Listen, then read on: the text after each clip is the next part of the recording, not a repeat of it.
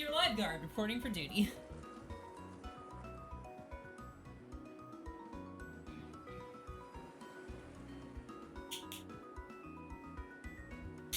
Hello, everyone. Hi. I will be right back. Get out of the water, there's a shark! Ah. Hello, everyone. This is your lifeguard reporting for duty. Hello, how's everyone doing? So was I just streaming myself without the waiting screen? Did I catch that right? Anyway, how's everyone doing today? Ophelia, Minnie, Amber, thank you all for coming. I love you guys. Okay. Hello, everyone. Minnie, welcome, and yes. Oh no, how much did you guys hear? But yeah, okay. So today, we're doing the same thing.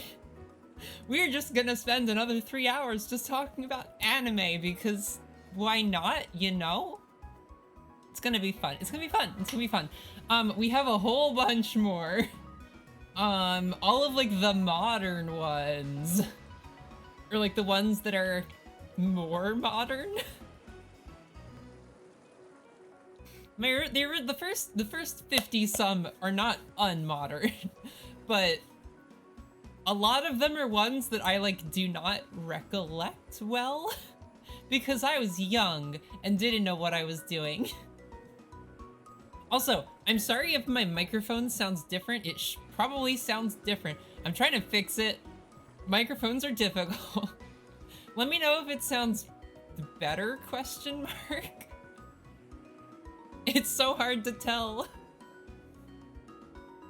But yeah, where did we leave off? My browser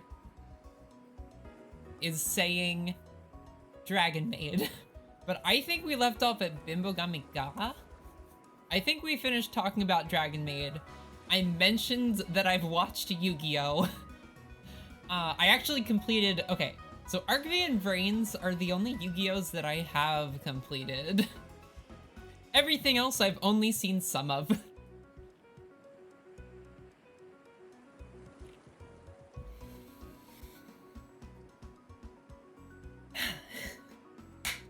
Anyway, and did I ask how is everyone doing today?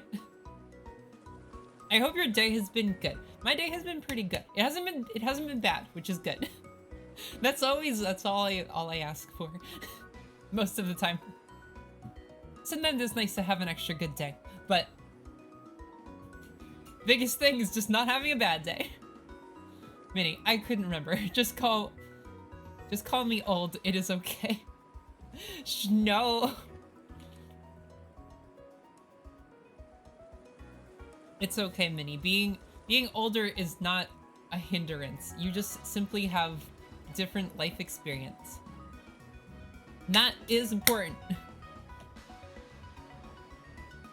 Yeah, like, okay, so I appreciate like the anime recommendations for like things that I have just completely never heard of. There's so many things that I have just never heard of. And like, how else would I know about them if not for like other people who have experienced them? Question mark. I love getting other people's experience. I love just learning from people. I like learning, okay? I like learning and making friends, apparently. Two of my favorite things. Okay. So, Bimbogami Ga is kind of... It's a thing. It's a little weird. It's a little, like... question mark racy? It's got some things that don't age well. So I don't know if I would completely recommend it. But it's kind of wild. It's about this, okay, what is it? It's about this girl who basically has such good luck that she's siphoning the luck out of everyone. And a death god comes to like, stop that. To bonk her, basically. And it's a little gay and very weird. about all I have to say about it. It's kind of, it's odd. It's odd. What else? What else? Little Witch Academia. Okay, I know, Amber, I know you've watched this. Little Witch is cool. I feel like I had higher hopes for it.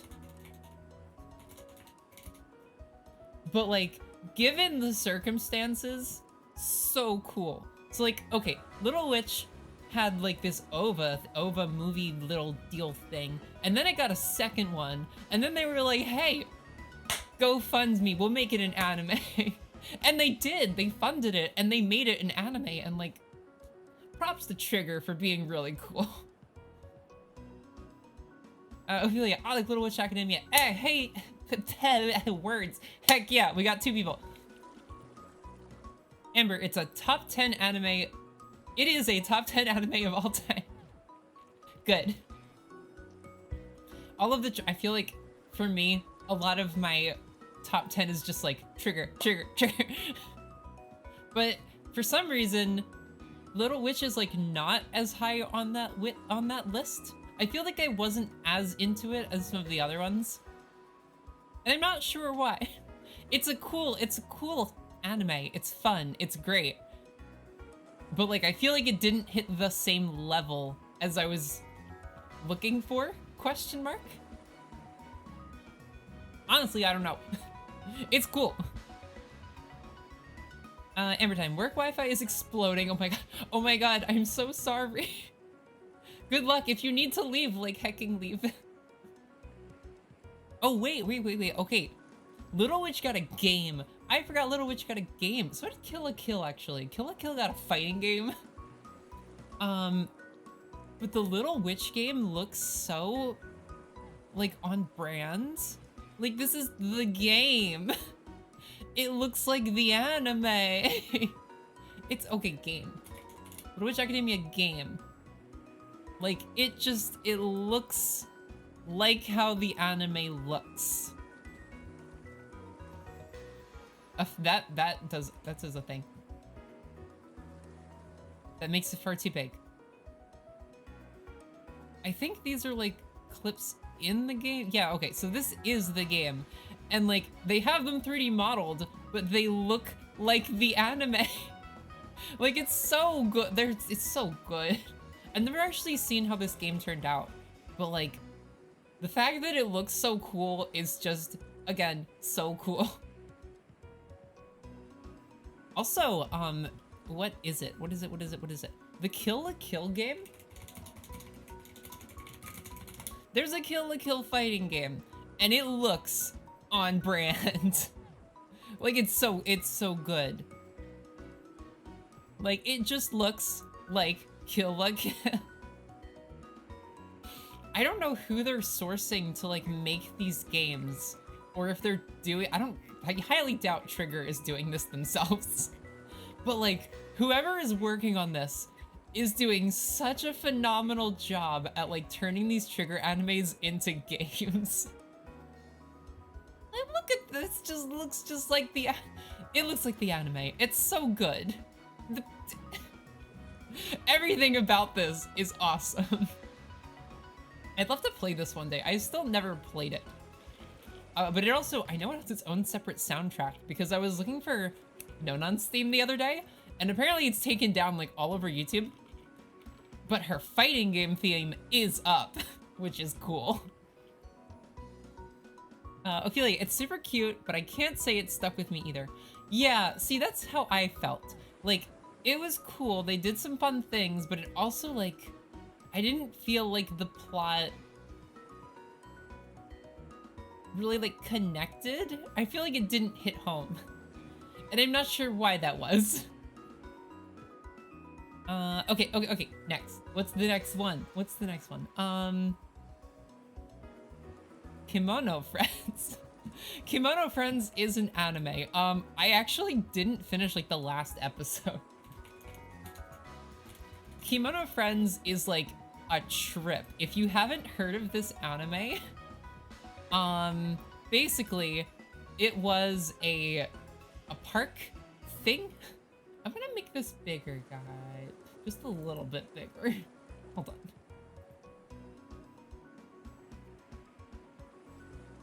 This is normal. Just make your laptop bigger.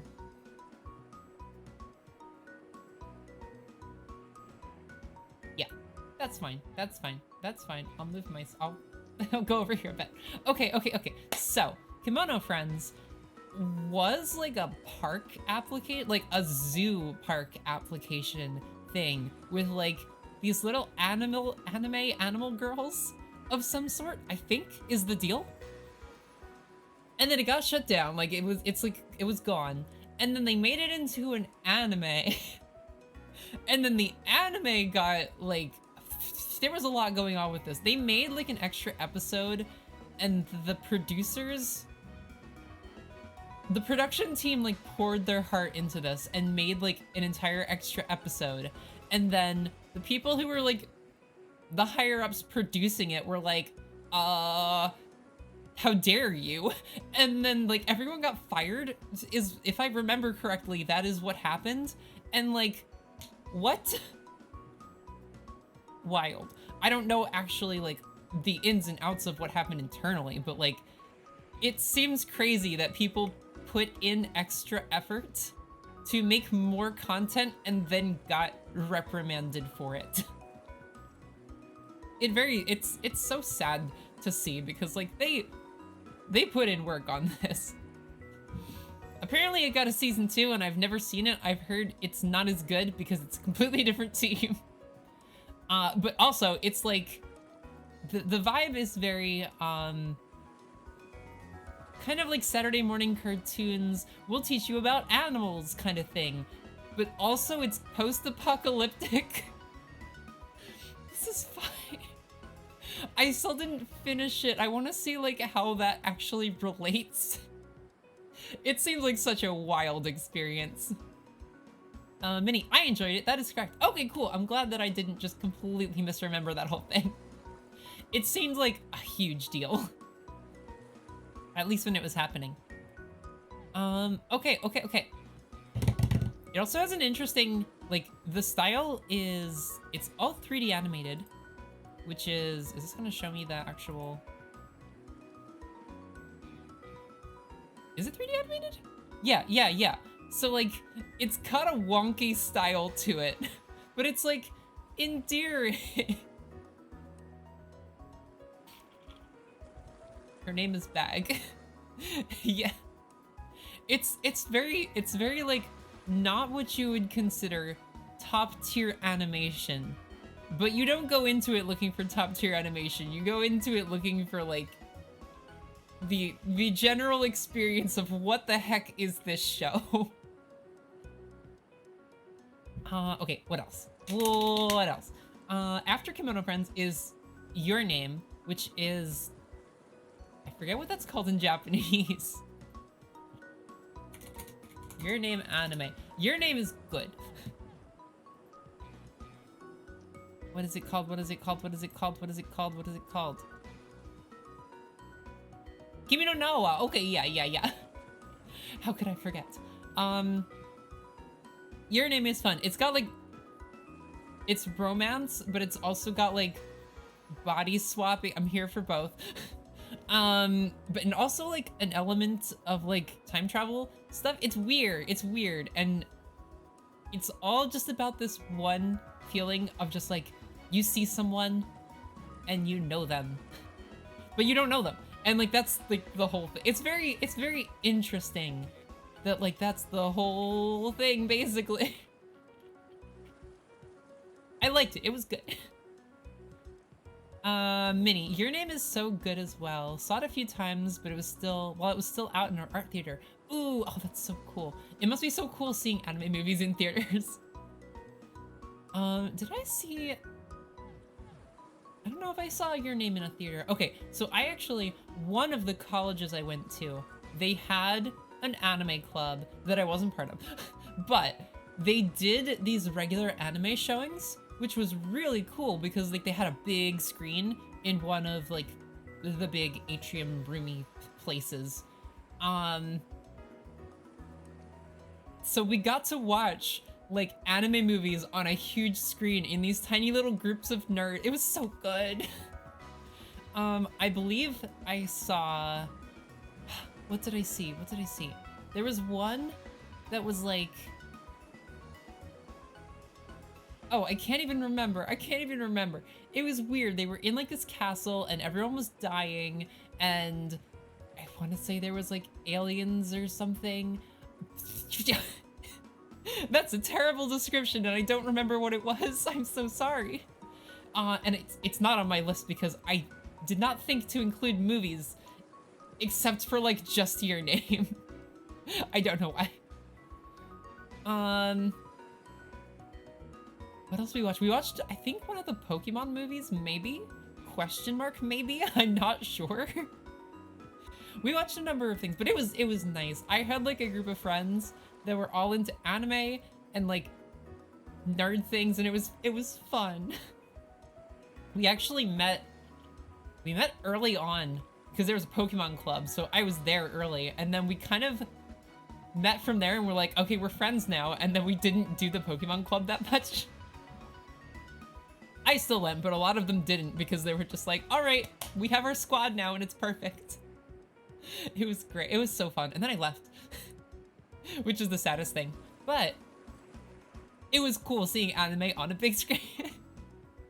I really wanted to see Premiere on in theaters, but I was never available when it was playing in theaters near me, which sucked. I was always at my my second college, which has like multiple theaters, but also it's a small area, so they're not playing things like that. It does have a drive-in theater nearby though, which I've never went to. Ophelia, I still haven't seen your name. Okay, so we're watching it. Let's go. We also still, okay, we still need to watch, what is it? We need to watch Kiki's as a group. But yeah. Hit me up. What else do we have? What else do we have? Yeah, I wonder how many people would be interested in that. Question mark, question mark. So I need to like start building a list of movies we should watch. I haven't seen that many anime movies, to be quite frank. The only other ones I can think of are Hatsuma Inverted was cool.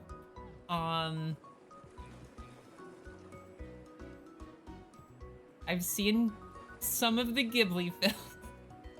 That's kind of it. I haven't seen a lot. I have not hecking seen a lot because I am a terrible anime fan.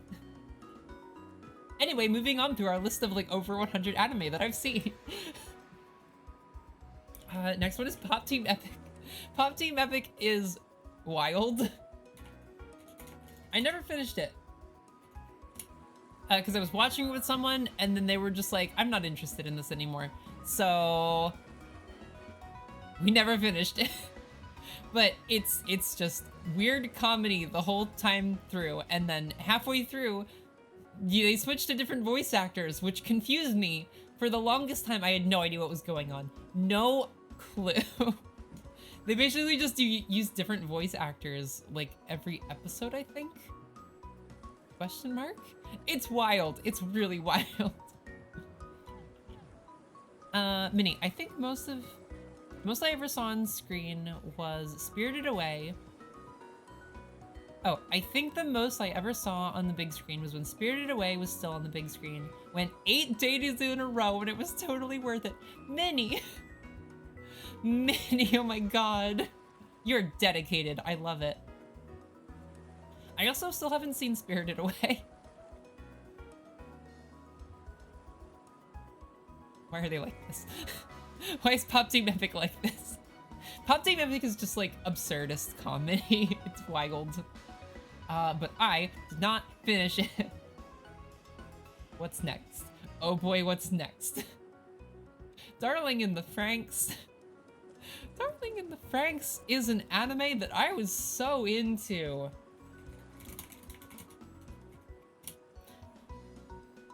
It was one that I like knew I had my eye on because Trigger announced it. They announced it alongside with Gridman. They were like, hey, we're working on Darkling and we're working on Gridman. And I was like, cool, I'm watching both. even though I had no idea what was going on. And so years later, they finally dropped them, and I'm just like, okay, sweet. Darling in the Franxx is here. I'm watching it. It's very iconic, but also I would not consider it a good anime. But like, also, Strelitzia is such a cool mecha. It's so cool. Hold on. Strelitzia is, oh, it's a flower? Wait, hello, it's a flower? Is that what this is supposed to? Okay. Darling in the Franxx. Did I spell that right? Or no. Okay, Strelitzia. Stupid cool design. I love it. I love the huge shoulder pads, the giant arm, like, ugh, very cool. Very cool. She has a big horn. Very neat. She turns red.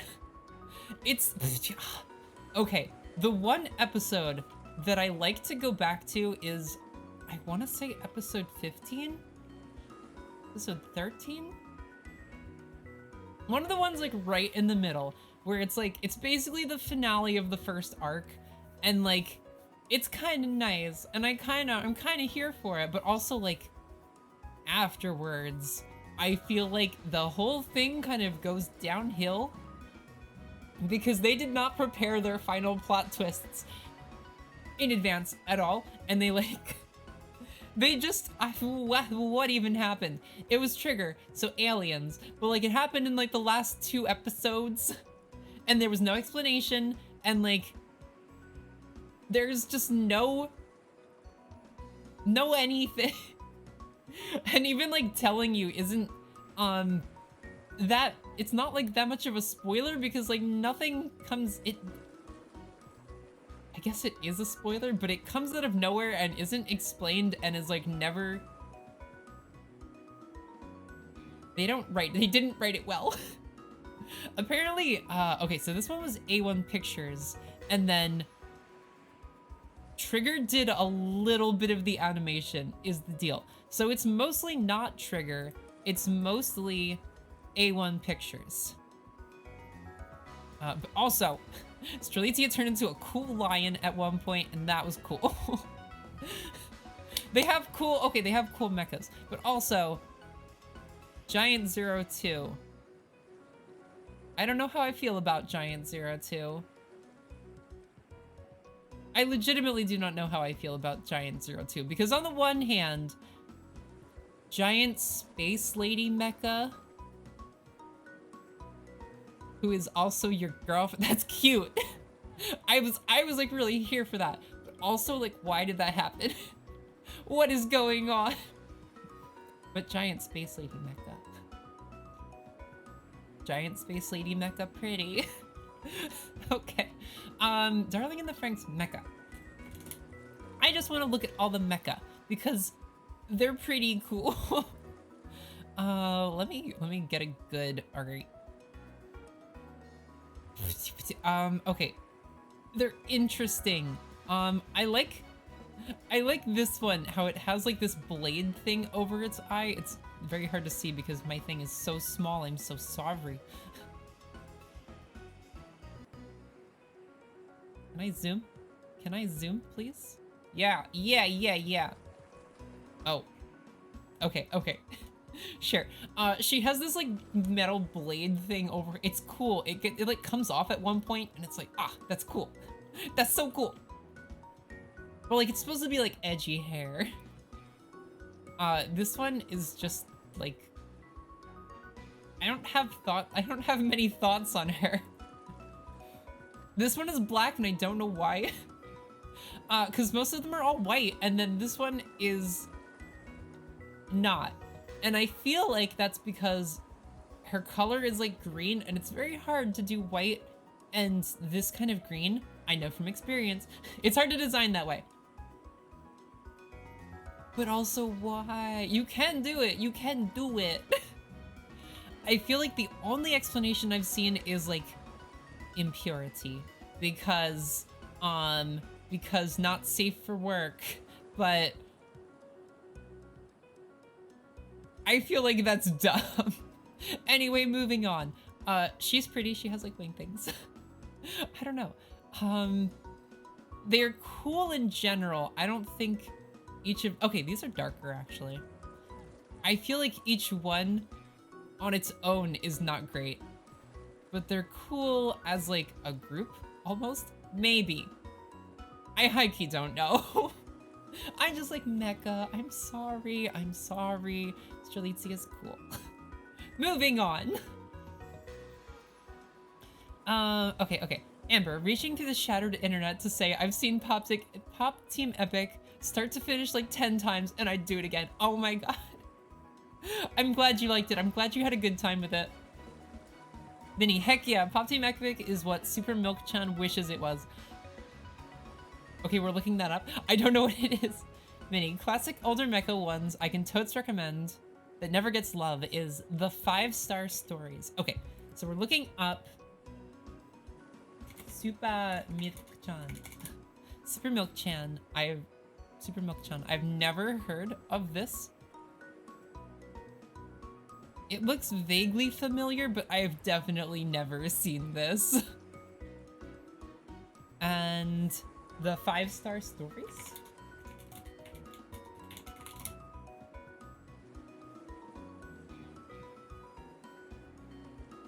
Ooh. Ooh, mecha. I'm sorry. Interesting. Oh, that's cool, actually. What long, what is it? Feet? Shoe things? This reminds me vaguely of, an anime we are going to get to? Question mark?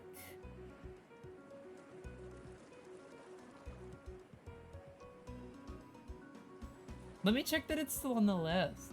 Wait, where is it? Okay, it's coming up real soon, so we'll talk about that then. Okay. What else? So Darkling and the Franxx is a thing. It got to... I feel like I have a lot of thoughts about Darkling and the Franxx. It had a 24 episode run, I believe. But it was such a mess at the end.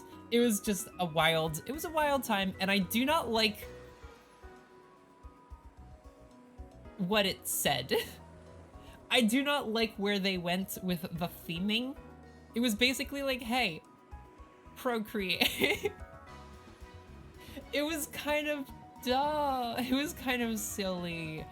I was not a fan of like the way they kind of handled the point of it. I didn't like the point of it. And also, the other point of it was incredibly codependent, and no. Minnie, kinda. It was. Oh, do you mean the Darling and the Franxx? What it was basically? Cause yeah, that was basically what it was. But also like the whole thing with like, it starts off with this thing about a bird that I'm pretty sure doesn't exist. I couldn't find any like folklore about it when I was looking it up. But it's about a bird that only has one wing, and basically it needs a partner to be able to fly, which is a really cool metaphor. Like, it's cool and it works for the anime, but also the whole point is just like, hey, you need someone to be able to function. And like, no, please, no, that's not, no. See, what's worse is I was in a codependent relationship during this, and I was like, ah, this is cool. And then I got out of it, and I was just like, oh, this sucks. Because now I understand. But yes, okay, so Darling and the Franxx was the thing. Moving on, No Game No Life 0, that's a movie actually. It's weird. So No Game No Life, all the people asking for more post season 1, we're so excited for the movie, and then we get the movie, and the movie is just like, hey, let's go back in time and not do anything with the plot. It was weird. It was like a post-apocalyptic thing that like set the setting in motion for the actual story. It's odd. And also the two main characters are very much like surrogate. They're just the main characters, but not, which is kind of weird. I'm not sure if there was lore implications there. But at least they weren't siblings. So the romantic tension isn't as weird. This show is a thing. This show is a thing. Anyway, wait, is there a character named Phone? Is this girl's name Phone? Hold on. Wait, this came out in 2017 was like 5 years ago. Wow. Wow. 2017 was 5 years ago. Guys. Not okay. As Think. As okay, so they have weird names, I guess? I don't see one named Phone. Anyway. Maybe it was just a phone. Maybe someone had a phone. I don't remember a phone. Anyway. Okay, that was the thing I watched. Moving on. Surezure Children is really cute. It's really cute. Okay, so this is the anime I keep going back to when I need like lovey-dovey romance in my life. This is what I go back to because it's really cute. Surezure Children. Okay, yeah, this one. It's cute. It's got this like vaguely pastel kind of style. Not really. It's just generally cute. It's really cute. It's about a bunch of kids in high school because it's anime, who all just like develop romances. It basically like follows different romances. They're all happening in tandem. So like sometimes they'll like cross over and you'll see like the same people because they're all in the same high school and some of them know each other and it's like, it's cute. But mainly it's just like these short little segments of, oh, this is how they're doing. This is how they're doing. And it's just like a whole bunch of cute romance. And I love it. It's just like bubbly, cute romance fun. And I'm here for it. Sadly, there's no gay in it, which is absolutely tragic. But like, sometimes you just need cute romance. And that's what this is. I wish I had this, but gay. I hope that exists somewhere. I hope to find it one day. Ophelia, wait, 2017 was 5 years ago? Sadly. Tragically. Time passes. We live in a society. But moving on. Magical Girl Sight. I think I watched like 3 episodes of this. Just to see how the heck it was doing. What the heck was up with it. Oh, wow. I don't remember her looking like that. It's not good. From what I've seen, it wasn't good. It was basically, if you took Madoka, but you got rid of any hope. It's like, Madoka has hope. There's like, it's sad and depressing and dramatic, but this is just like, hey, we're gonna make this main character just all she does is suffer. She never experiences happiness, and her life is terrible in many, many, many bad ways that are far too explicit to explain. And that's kind of it. Like, she just has a terrible life and no hope. And then she becomes a magical girl, and it's still bad, and it's still all bad. And that's not fun. Like, it's not even a good No Hope, where like it's interesting. It's just like, no, it's all bad.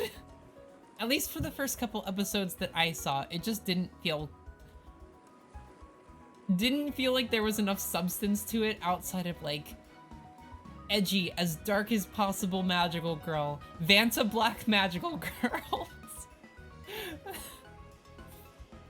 That's all it felt like it was, at least from what I saw. I again did not finish it, so don't take my word as perfect. Because I tried it, which means I only watched an episode or two and then immediately stopped. Moving on, Star Driver. Star Driver was the one I was talking about. So we were looking at the 5-star stories mecha, and I was like, those, like that kind of looks like Star Driver stuff. Star Driver is cool. Is cool. I love the OP is everything. Star Driver. I didn't finish it, but basically, it feels like Yu-Gi-Oh! GX, but mecha. So of course I like it. It's like, okay, these kids on an island school, and there's also like these secrets to the island school, and it's weird. It's interesting. The main character kind of feels pretty overpowered, but it's neato. I didn't finish it. I wasn't like, I don't know. I didn't get all the way through it. I don't know how far I got. But like, there's the boy. There's the boy. He's cool. He gives me like Simone at the very, very, very, very, very start of Gurren Lagann. Because that is Simone. That vibe. I think that's Simone. It gives me that vibe, I think. But he's got this whole like, does he have a star motif? I thought he had a star motif. But like also this whole like cross star motif, which is this a different, what is this? Oh, I didn't know about this. When is this happening? There's a movie. Premiere date 2013. I didn't know it existed. Okay. I'm intrigued now. I never finished it, but I like wanted to finish it. I don't remember how far I got. I don't remember. Where did I leave a note on here that said how far I got? Nope. I didn't. I don't know where I am. But can we talk about the OP? The OP is what sold me. I saw the OP and I was like, okay, I'm watching the whole anime. It's really good. I have feelings about this OP just because it's really cool. Like the animation is fascinating how they do it. So it's just like, it's like a very low budget feeling kind of opening where it's just kind of like a scrolling kind of thing. Like he just walks the whole thing, sort of. He starts walking and then as he goes, it kind of like goes a little bit. You'll see. It's already halfway done. So he just kind of like walking over the, I guess this is the island that he's on. And then as he goes, he starts running. Gotta go fast. And like he just goes more and more. Oh, the zoom in is so good. It just gets more and more and more chaotic. And also, crop top on a dude is cool. It just gets more and more and more chaotic. Like he is not okay doing this running. And I just feel like it's really interesting how it just ups the intensity the whole way through. And then this part.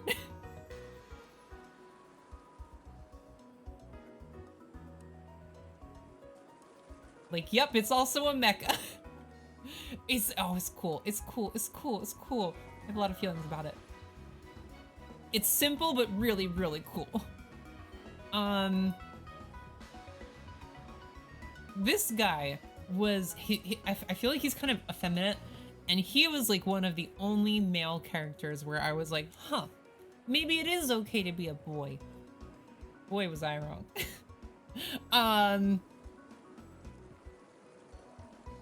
But like, I love that stuff where it's like cool dudes, but they're also effeminate. They can be effeminate. Like, that's everything. They deserve that.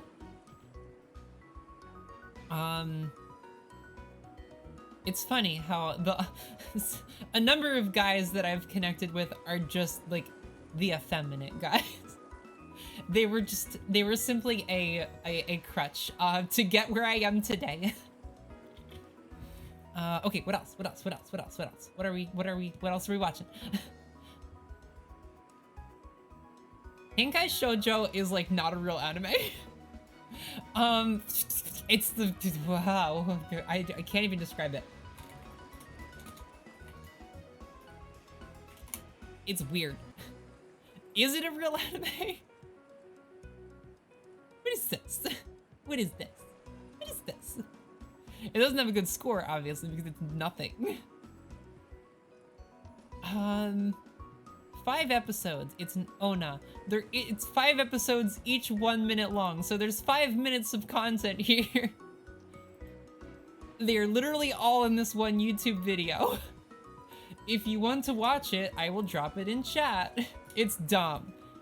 Basically, like, we can just watch the first one because we can just watch the entire anime, you know? It's so wild.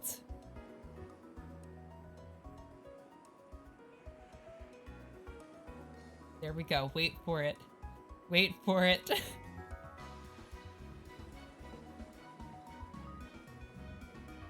Oh no. What is this?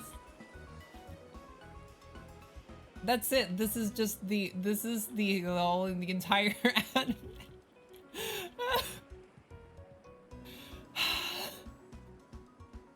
Dying. Ophelia, what? Yeah, this is it. That's it. There are no words. What else is there? There's this iconic meme. That's where this came from. It's actually insane. Ophelia, excuse me? Yes, you're excused. Yeah, she turns into like a car. What is she? She's a weird mecha of some sort. Is this a boat? Please, boat?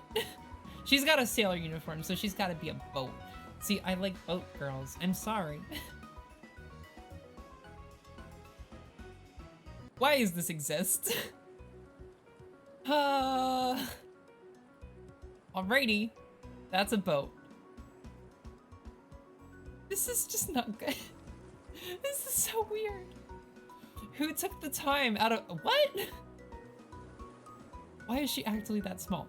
Okay, someone took their time out of their life to actively just like— this is just a robot with multiple arms. To actively make this, develop this show.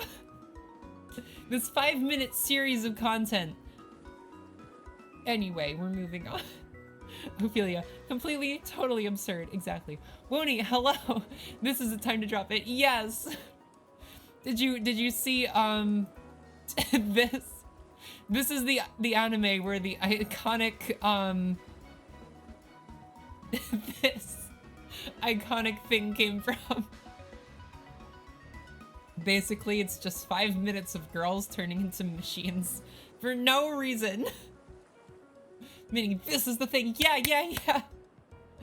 This is it.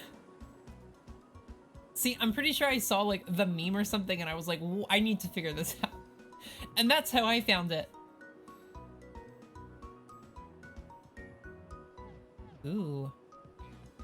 How character design affects a VTuber. I am gonna open that in a new tab. Don't mind me, I love VTubers and character design. Moving on. Hello Woni, how are you doing? How has your day been? We are just here talking about anime again. We're through like 3/4 of them. We're in like more of the modern stuff now. The things that I actually have things to talk about because I remember them, which is important. Next one is Jojo. I've seen like 3 episodes of Jojo, but I've also read more of the manga. I tried to like binge the manga, but I didn't have the time. Also, I promised my friends that I would watch Stone Ocean, and I didn't watch Stone Ocean, so I'm a terrible person. Just a terrible, terrible human being. Okay, bye. Yeah, this is a formal apology. So, Jojo, I haven't finished. I have a number of friends who are like, you need to watch Jojo. And I'm like, yeah, sure. I feel like I'd be into some of this. Like, I feel like there's elements of this that I'd be really, really into. With the time commitment, man, the time commitment. Wony, Jojo Part 6 is good. Part 6 is Stone Ocean, right? I saw the opening and I was like, whoa, this is like actually stupidly cool. Ophelia, I've watched all of the first 5 parts and still don't get quite why it's so beloved. Oh no. Also, to go through all 5 of them and then still not be sure why you like if you like it. I'm so sorry for your time. Bonnie, Girl Prison Gang arc 10 out of 10. Heck yeah. I'm also so down for a girl JoJo. Ophelia, it's cool I guess, but I can't say it's for me. Yeah, that's fair enough. Like, not everything is for everyone. Bonnie, yeah, part 6 is Stone Ocean. Okay. JoJo Stone Ocean. That's just her name. It's not Joanne, it's Stone Ocean. Miss Stone, or Miss Ocean. Miss Ocean. But yeah, sorry, not very far in that. I tried to binge it, but I couldn't. Moving on, SS Gridman. I can change that. I can change that, actually. We're updating it right now. Wait, no, we can't. Oh, give me a second while I pull it up in a different window. Words. Anime. Anime watched. Switch to tab. Throw me in that tab, baby. Okay, Gridman. Gridman. Complete. It's done. Alrighty. So, Gridman is really cool. I got like halfway through it, and I don't know why I stopped. Because like, I rewatched it. So like, I restarted from the beginning, like from the top. From the top. Rewatched it because I was like, I love Trigger and I love Mecha, and I don't know why I stopped watching this. So it was only like maybe a year afterwards. No, it was longer than that. It'd been some time. But I was just like, okay, I'm just gonna watch the whole thing. And I did, and it was really good. I don't know why I stopped. Gridman is cool. It's cool. It's based on tokusatsu, I believe. But in like a modern anime style. It's neat. It's less about like the Monster of the Day thing and more about the whole 12 episode arc, which is cool because like I'm more invested in that than I am like Monster of the Week kind of stuff, where it's just like, oh, there's no progression here. So like Gridman scratches that itch of like having a, what is it? A serial tokusatsu, and it's cool. Oh, sorry, I bumped my mic. But yeah, that's it. It's really cool. It looks good. Where is Gridman? It's getting a movie. I'm so here for it. Yeah. Gridman. He's cool. This is what he looks like in the anime. This anime. This one. It's the SSSS universe, because there's a number of them now, and they're very neat. The cool thing about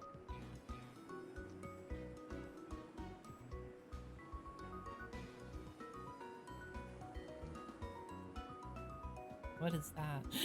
I'm looking at one of these and I'm like, oh, that's pretty.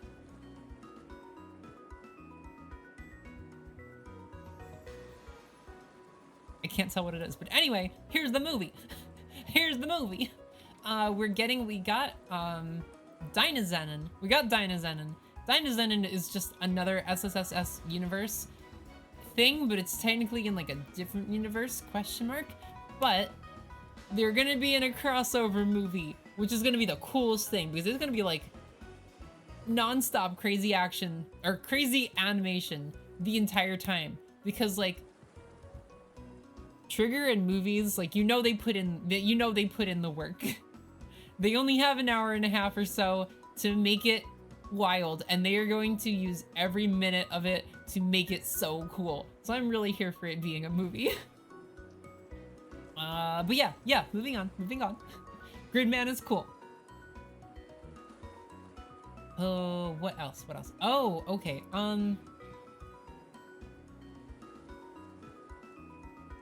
I think I might have known why I stopped Gridman.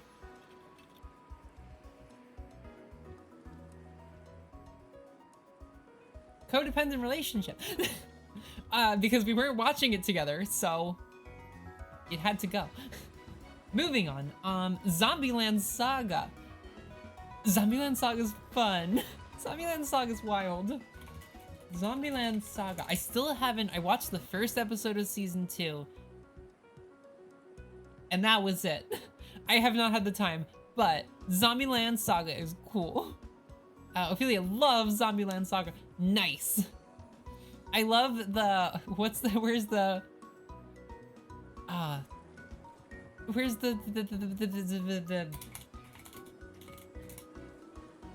be gone, Turf. Shut the fuck up, Turf. I love this meme. That's the girl from Zombieland Saga. She's canonically trans, which is so good. Also, this came up in a court case. Someone printed this out as a document and showed it in court. I have no words. I'm sorry. Lily's great. We love her. We stan a trans idol. Many the photos of them holding it up. Yeah. Actually insane. Okay, so what is this tweet? Well, one good thing to come out of the whole this person Turf situation is that a printed picture of Lily from Zombieland Saga holding a gun and saying "Shut the fuck up, Turf" was held up in the UK Parliament today. I'm crying. I love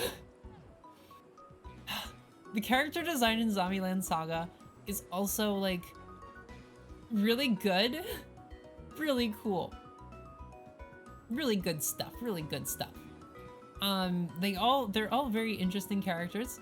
They make an idol team. I have never been interested in idol anything until Zombieland Saga, and I was just like, oh boy, this is cool. This is great. They're all good friends. They're all such cute friends.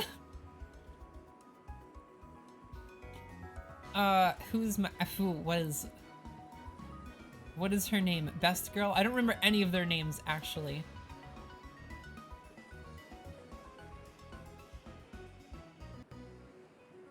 I'm gonna figure it out. Guys, we're gonna figure out Best Girl. Where is Best Girl? Best Girl is Tei Yamada. She is the one character who didn't like get over her zombification thing where she just like becomes a person again. She doesn't actually become a person again. She's just like basically a zombie. And she's Best Girl. Anyway, moving on.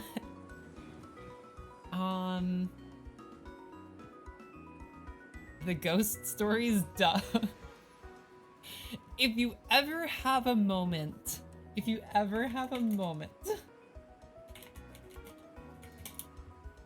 the ghost stories dub is hilarious.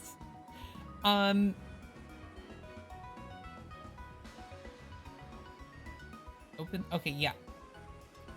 Here's like a link to highlights if anyone ever wants to see really dumb dub content.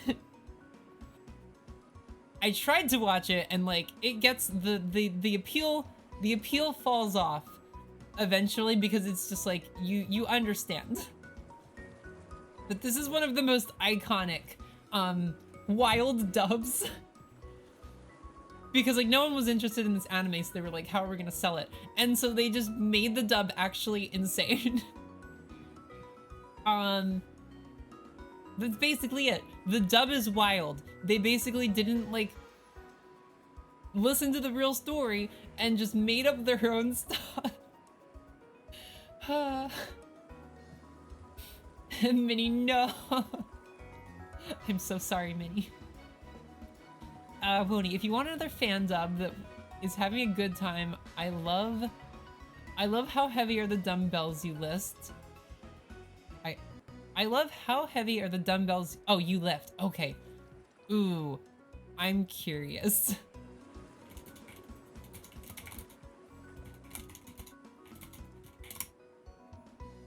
Yeah, okay. I'm curious for later. Because, yeah. Oh, wait, this is the... Hold on.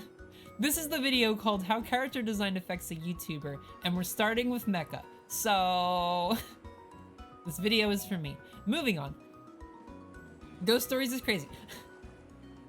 I feel it. Okay, is Dumbbells also done by the same people who did Kaguya-sama? I want to say yes, but honestly, I don't know enough. But Kaguya-sama, I really want to watch the dub of Kaguya-sama because it sounds really funny. It sounds really dumb with the narrator, and I'm kind of really here for it. I love the highlight reels, so I kind of want to watch it. Ophelia, the Ghost Stories dub slayed me. Like, halfway through the first episode, I couldn't watch anymore. That is so fair. The thing is, like, once you get to, like, episode 6, it's just, like, it's lost so much of the appeal because you've seen so much of it. Minnie, that is a good one, and the ending theme is my workout music list. Is in my workout music list. Ooh, ooh. So is that the ending theme for Dumbbell?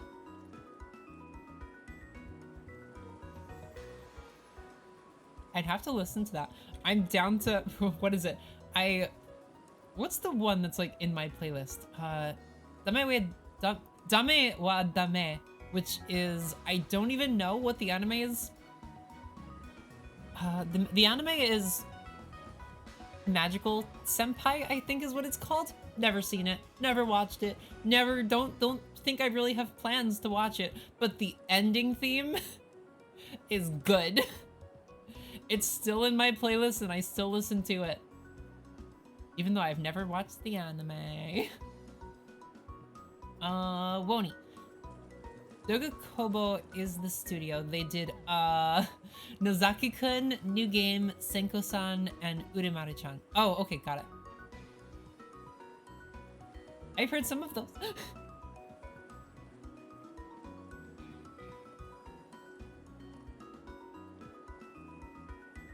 Words. Minnie, it is the ending of Dumbbell, yes, with Samurai Pizza Cats. They did the same thing like GS. They're not the original Japanese and write their own stuff. But unlike GS, it has good writing. Hashtag hot takes. Valid. Oh, so is that the dub ending? Did they like throw out all of the Japanese and just like make their own for the dub ending? I feel like a lot of animes like don't do that. At least anymore. They just use the original music and then only dub the vocal. Oh, only dub like the voices. But yeah. So I didn't finish this. Incomplete.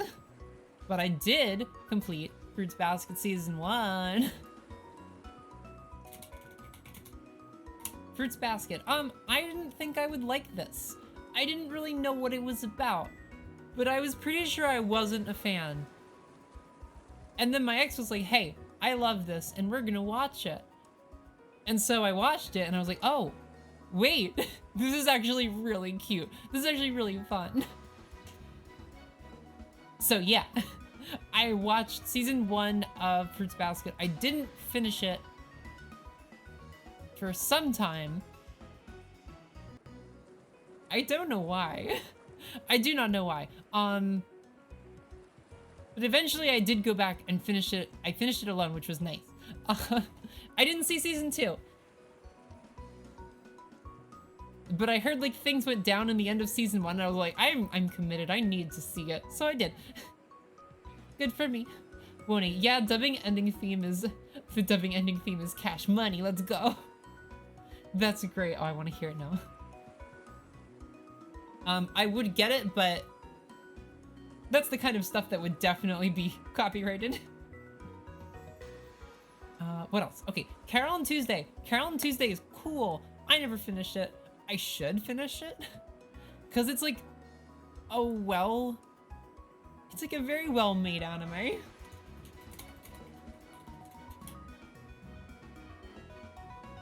They're so gay. Look at them, they're cute. Cute gays. I love them. It's just this really cute band thing. Like they form a band on Mars.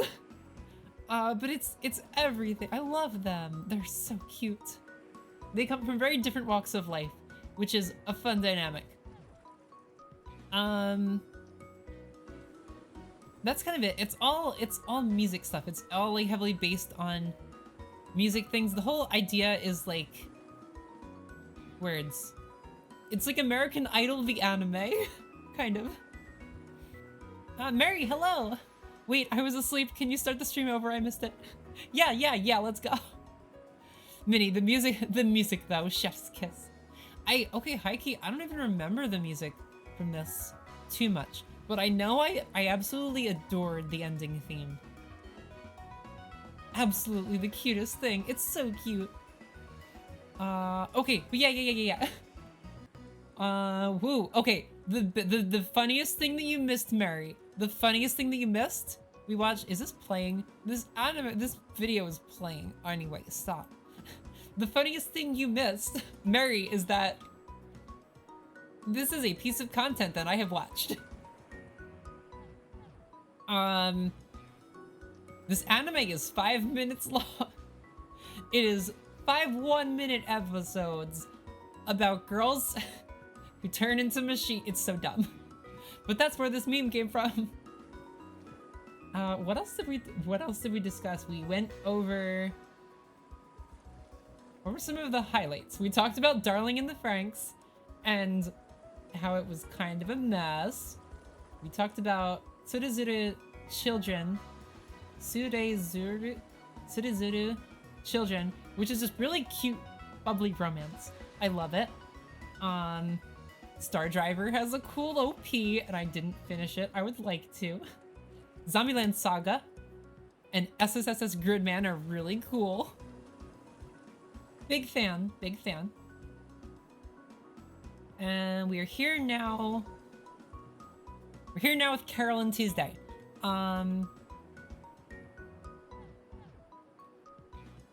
Carolyn Tuesday it's very cool. It's not like what is it? Like the iconic anime style. I feel like it's a little different. Like they don't look like huge-eyed anime characters. Which is refreshing. Like they look nice. They look cool. It's very interesting. Just like the whole style. I'm here for it. The whole thing felt like a different kind of production.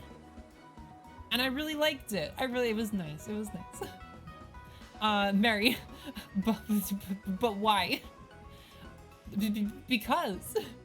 Yeah, let's watch. We didn't watch this one. She's just a car. Look at her. She's so refreshed. I love it. Anyway, she's a car. This is fine. Is this fine? Debatable. Highly debatable.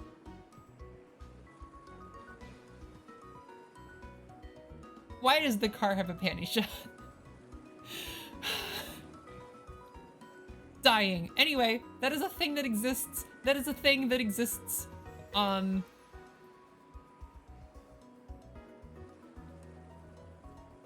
Moving on. Mary, are you a car? I'm a car in rehab, like, so I try not to be anymore. But it's difficult. It's difficult. Actually, no. I'm a boat. Later on, we have a boat girl. There's the boat girl. If I had to be... What is it? If I had to be like some sort of mecha thing, I'd be a boat, I guess.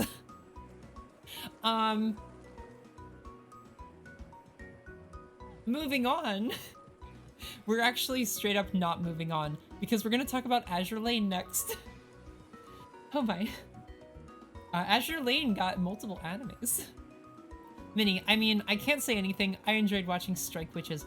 Ah, Strike Witches! Oh my god, I've never seen Strike Witches, but like, it's something that I've always been super interested in.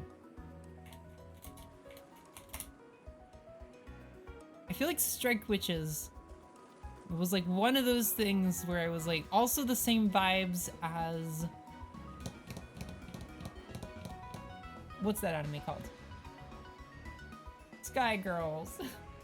I feel like it gives off the same vibes as Sky Girls, where it's just like, it's girls that are like in these light mech suits, with like war. I don't know. But frankly, I was really here for just like the what is it? The mechanisms of their legs. Like, I've never seen this, but like, I've seen the mechanisms, and I was like, wow, that's so cool. Like, they're just like these little plane things with like but like, oh, I like that kind of like leg propulsion thing. It's really neat. It's really neat. It's really neat. I'm here for it. I'm so here for it. As someone who would love to fly, but also that would be very difficult to control. It's difficult to control yourself, to my knowledge, when you're putting the propulsion like on your feet. I think that's very difficult to control. Not from experience, but oh, I'd love to experience it. But to my knowledge, I think that makes it very hard. Also, is this literally just to give them panty shots? Is that all this is for?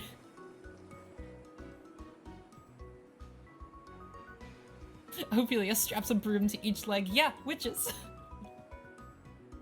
That's just simply how it goes. Moving on, from like, this same vibe of boats and war and girls in light mech suits, we are going to Azure Lane.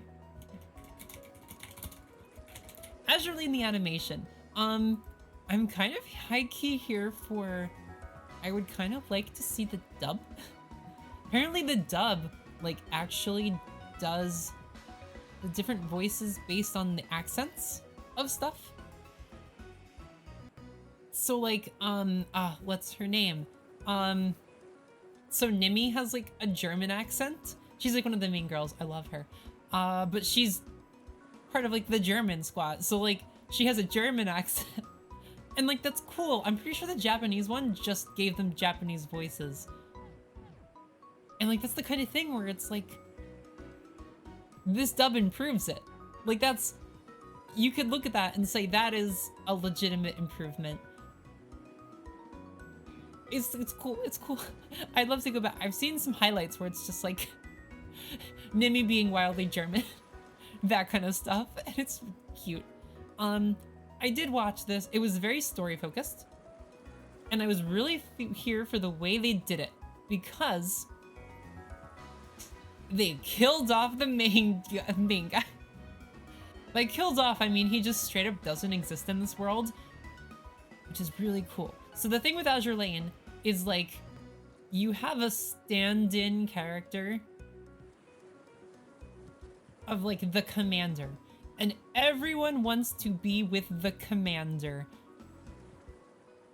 because harem. But it feels bad sometimes, and like, so this anime just completely cut him out. It's great. It's like if you took an anime and you cut out the boring male protagonist and just focused on the really interesting girls. That's it. That's the anime. But also, they're boats with superpowers that are... It's cool. I wouldn't say it was the most amazing anime. But I liked where they took it. Because I was worried. Otherwise, what else about this? What else about this? It focuses a lot on Enterprise, who is like the main girl, and I really appreciate that because like she really deserves the focus of like being the main character. It's cool. It was very much focused on like her her destructive productivity and burnout. That kind, yeah, it was very much like Enterprise cannot take care of herself. Not in the slightest, because she's just so focused on like being productive and like being useful and stuff, and she's not like taking the time to even eat and stuff, and like that's relatable. But also like it's so cool to see her like have more of a character. I love it.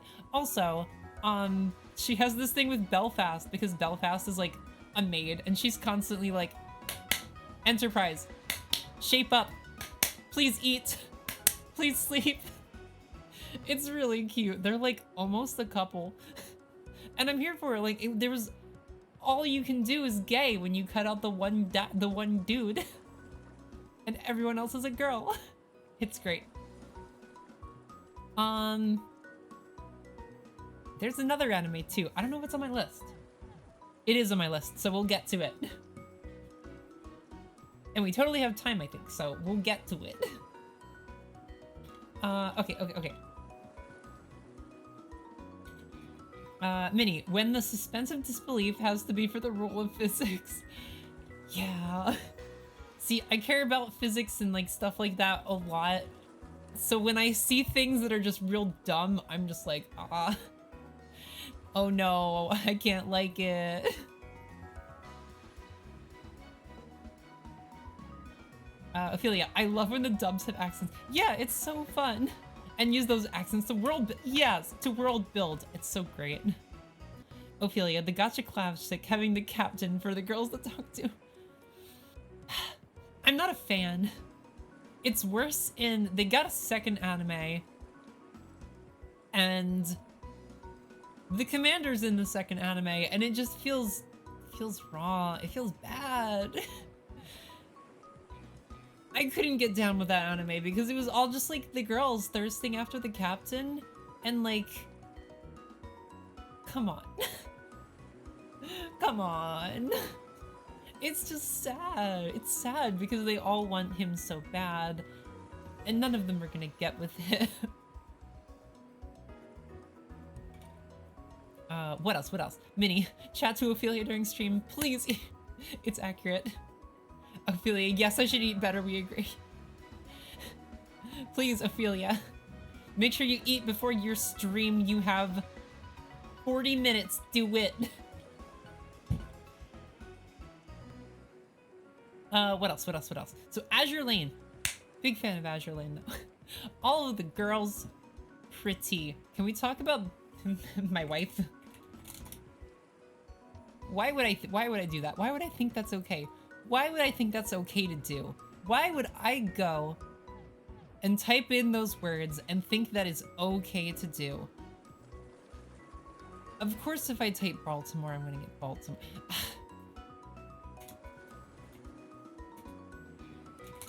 Baltimore Azure Lane. Her last name is Azure Lane. Baltimore is great.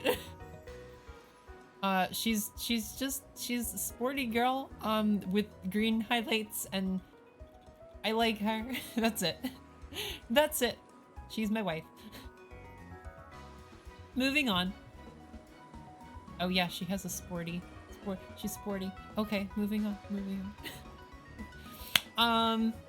Ophelia, I had a big pizza not too long ago, so I should be good to go.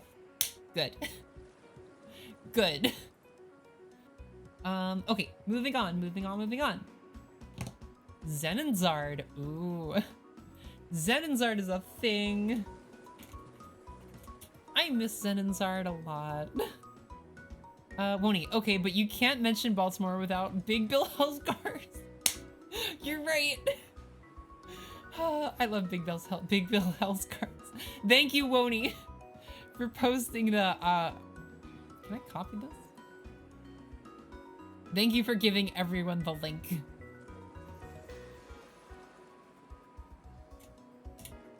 Wait, can I turn on my browser? Fuck you, Baltimore. God, I wish. Won't he? That's the whole thing.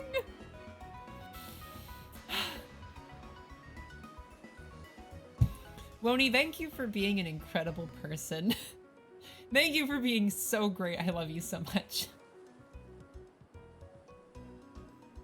The whole chat is just, fuck you, Baltimore. Here's a fun fact. What is it? Baltimore's the only ship that I oathed. Because you can marry the ships, including all of the children. Actually, the worst thing in the world. But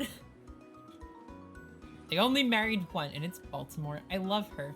I get Valentine's Day messages from her on Valentine's Day. It's cute. Won't he? Oh wait, I didn't mean to send it so much. It's okay. I love it.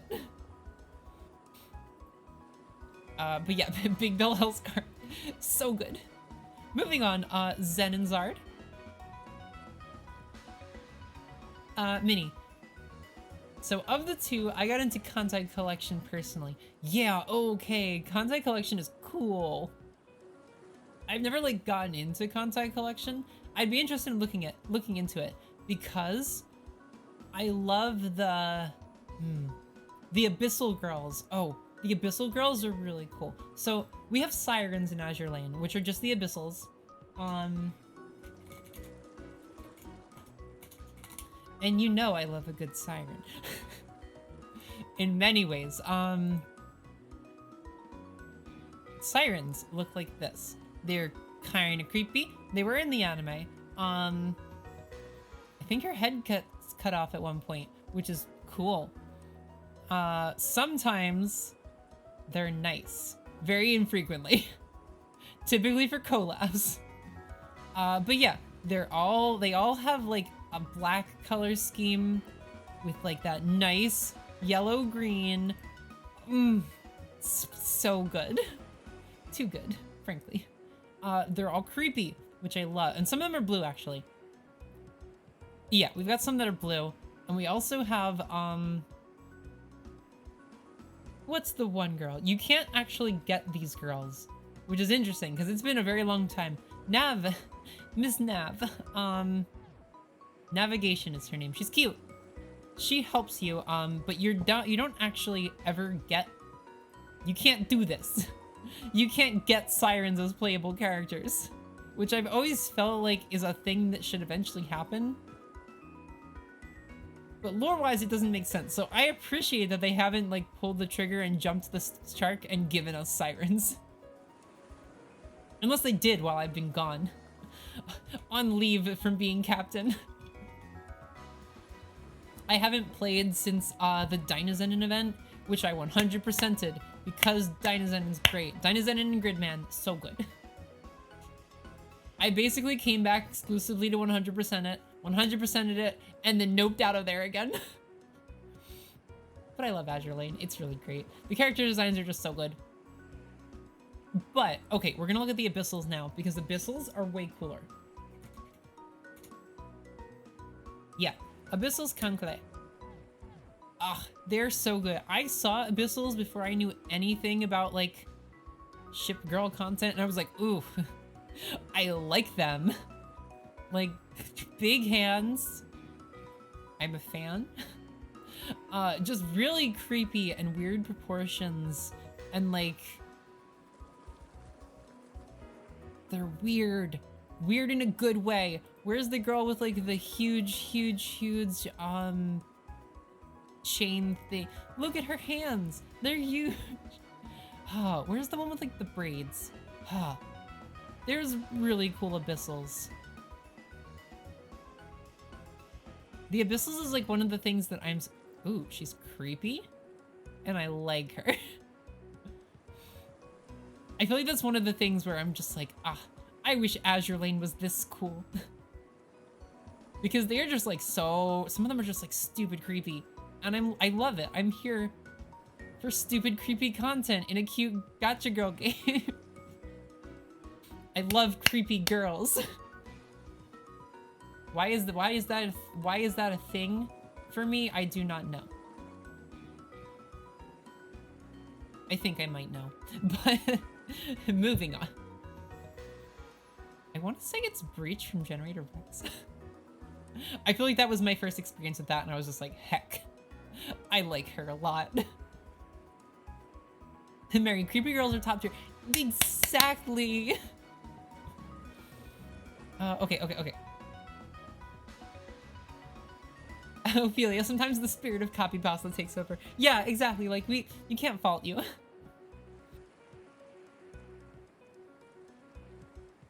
Minnie, yeah. So freaking awesome. Get the ship girls and the creepy girls. So good. It's the best. It's actually the best.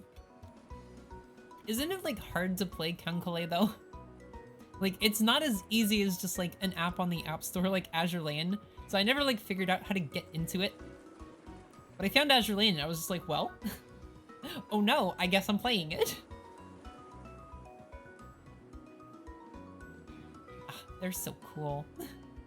I know I have I'm pretty confident there are other Abyssals that I'm like a stupid big fan of that I don't see yet. Is that a card? Do they have a card game?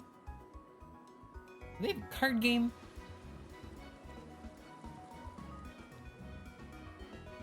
Pretty. Pretty. Okay. Mary, wait, you're gonna tell us why you like the way... See, okay, here's the thing. I do that a lot where I'm just like, not gonna... I'm just like, I move on. And then wait for someone to like ask. And then no one asks. Guys, feel free to ask me things. I feel like that's happened so many times where I'm just like, I'm gonna drop a leading question and people, it's gonna be so wild that people have to ask, and then I'll just say it. But then no one asks. And so a whole bunch of things that's happened to where I'm just like, this is wild, and then I stop, and then no one asks, and it never gets brought up again. Okay, yeah. So, to go in, to explain, I feel like it's... Wow, we went through so many. Pretty. I want to say Breach. I really like Breach, from... Generator Rex is so good. She's creepy. She's a creepy girl with, big arms. Maybe this... Oh. Is this why I have a thing for huge arms and creepy girls? Oh my. Oh my. Learning about myself. Yeah, she's creepy, but she also has this one episode where, like, she's cute with the main character and, like, oh, it's nice. They, like, hug and everything, and they go on a date. They kind of go on a date. They go on this little bowling date thing. Oh, I like it. It's nice. That very much sold me on the whole thing. Fun fact, at one point, I was, like, a Breach role player. It was very short-lived, and, like, it wasn't good. But yeah, I did that once. That is part of my life. I must accept that.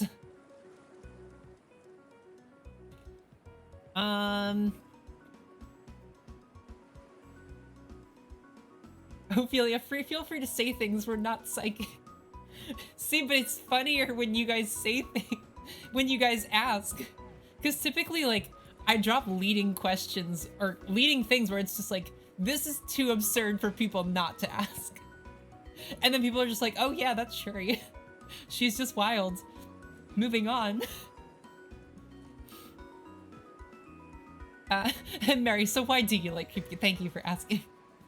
Minnie, I always use a third-party web view app specifically to play Kankale on Android. That sounds so complicated. I'm so sorry. See, I say it was too complicated for me to play it, but at the same time, I played the Monster Musume gacha, which was difficult to get into. Woney, ooh, body her, bug likey. Ah, so we are the same. I'm also like so... I guess Breach is why I have a thing for A, creepy girls, B, really huge hands, and 3, multiple arms.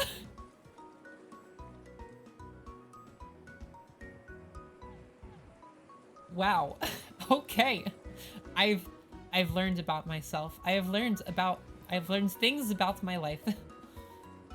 Minnie, I mean, you say that, but you know who you're chatting. Yeah. We're all crazy here. That's okay. Yeah, okay. Maybe I'll stop doing that. Maybe I'll just say dumb things. Explain my dumb things more accurately. Anyway, Zenenzard. I love Zenenzard. I was a beta tester on Zenenzard because I was so here for it.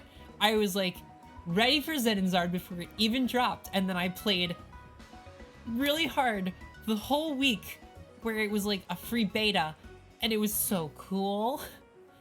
Okay, me and Regent actually like got really into it when it came out. I got him into it, and then he was like, oh, I love this. And so we were just like back and forth every day talking about Zenenzard, and it was so fun. We're both big card game nerds. Zenenzard is a card game. It's really interesting. It's an AI card game. It's cool. It's cool because it's low stress. I really appreciated it because basically you're fighting an AI always. Even when you're doing PvP, player versus player, if anyone doesn't know that.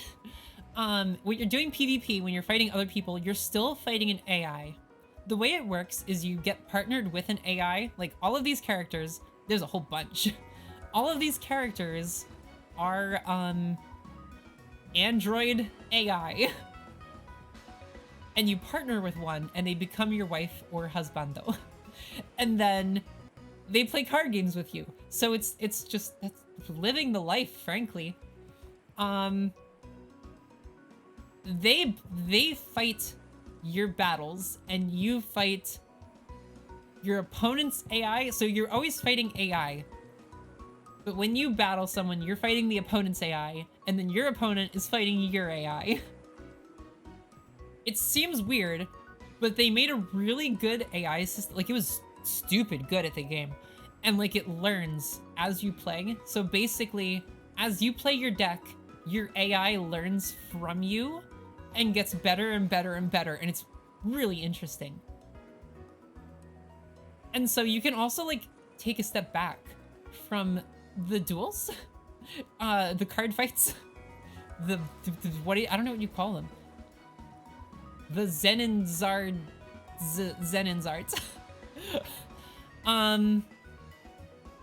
You can literally close the app, come back later, and finish the fight, which is really cool. Like, it doesn't have to... It's not holding up anyone, which I loved. Like, I could stop playing the game for a hot minute and then come back and finish my plays, which is like really cool, particularly with like... I'd love to see that for like Yu-Gi-Oh or something at this point where it's so one-sided. It would just be really cool. But moving on. It got an anime. It's pretty cool actually. Like, it's surprisingly interesting. It's all like, it focuses mostly on like the different AI characters. Where's the OP? Okay, we're gonna find the OP because they gave it a second OP. Yeah, Della Doubt. Ah, it's good. It's good. There's like a really bad one. Is this the bad one? Oh, yeah, it is. Okay. So this is the first OP. Where it's just like, yeah, you know that's like not good. Like, you can tell that this is not a good OP, right? Just like, yeah, these are static PNGs of the characters. Made to be black silhouettes, title card. There's a character PNG. There's a character PNG. Like, it's cool graphic design. There's a character PNG, but that's it. Like, there's nothing. It's just a roll call. It's just a roll call. They're one character, kind of. Are they? I think. Technically, yeah. She's the main girl. It's just a roll call, which is boring. Ash Cloud. He's like the edgy husbando. He's also an edgy husband. There's also like a number of husbandos in this, which is really cool. Like, I'm here for it. Look at this boy. Like, that's cool. I'm glad that it's not just girls. We appreciate that. My wife. I love her. Kirin Kutram. She's so good. I loved her. I love her and I miss her legitimately. I miss her so much. Yeah, so that's the first OP. And then we got a second one. This is significantly better. Okay. It's so good. It's animated. We still have like this roll call thing, but like there's way more going on here. See, they just went through the whole thing in like 2 seconds. And now we get actual animation. Like, I love it. They kept the same aesthetic, but then they animated it and made it cool. I'm really here for it, but we only got like 1 or 2 episodes with this OP because they shut the game down, and so there's just the anime stopped. Like, the anime didn't really end, it just kind of stopped. It's really cool though.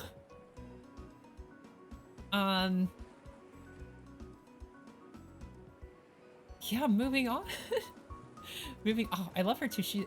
That one maid girl has a cute look. The one thing I'm salty about is my wife is not in here. They didn't animate her. Why didn't they? Why? Of all the characters, why was she the only one who they didn't animate? It kills me. Like, she's in there, but like she doesn't get like any moment to herself. It's okay. We're gonna okay. Okay, let me catch up. Let me catch up.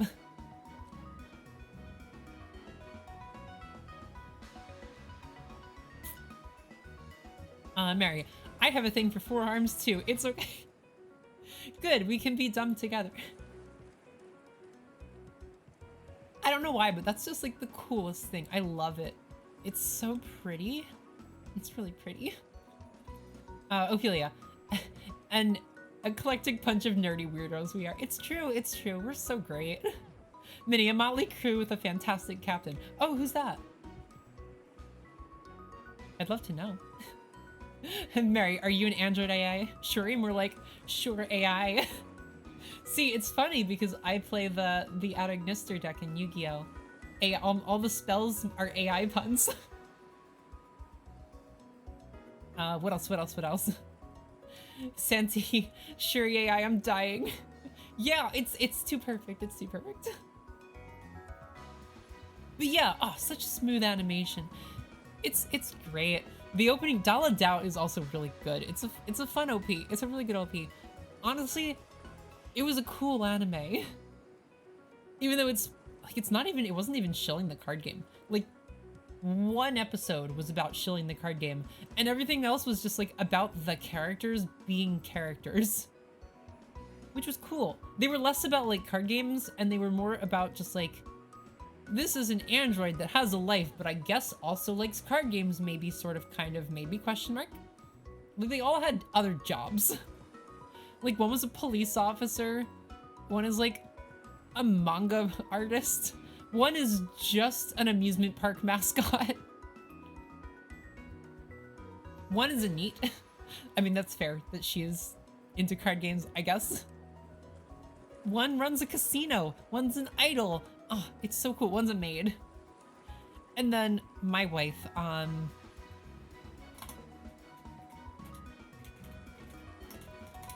so salty that she's not like in the OP. She's so, oh god, that art is cool. She's great. She's great. She also has those like nice green elements to her. Aw, she got a pretty look. I never got to see her alt outfits. I love her a lot. She's basically this fitness girl, and she's so cool.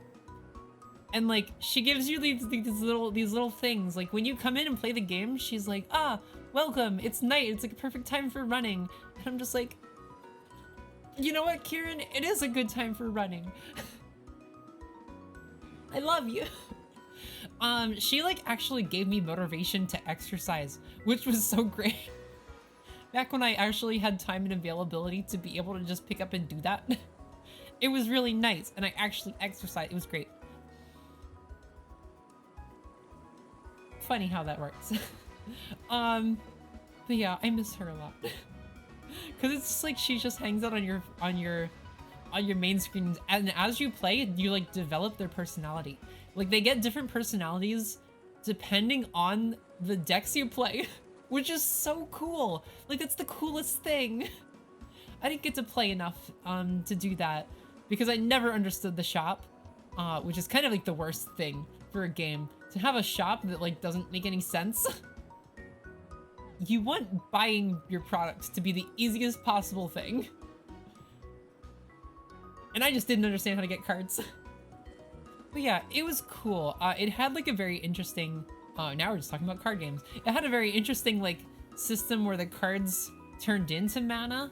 So like when you started off, you could play a card as mana. And you had like special white cards that could like be played face up as mana, and they were, yeah, so if it was a white card, it could be played face up as mana, but also as a monster. Kind of. You could move it out of your mana zone into your field zone. None of this is going to show me the card game, are they? Show me the game. Okay, so you have like this, the bottom row. You can't see my mouse, can you? I'll fix that. Properties. Capture my cursor. Oh, I fucked it up. Oh no.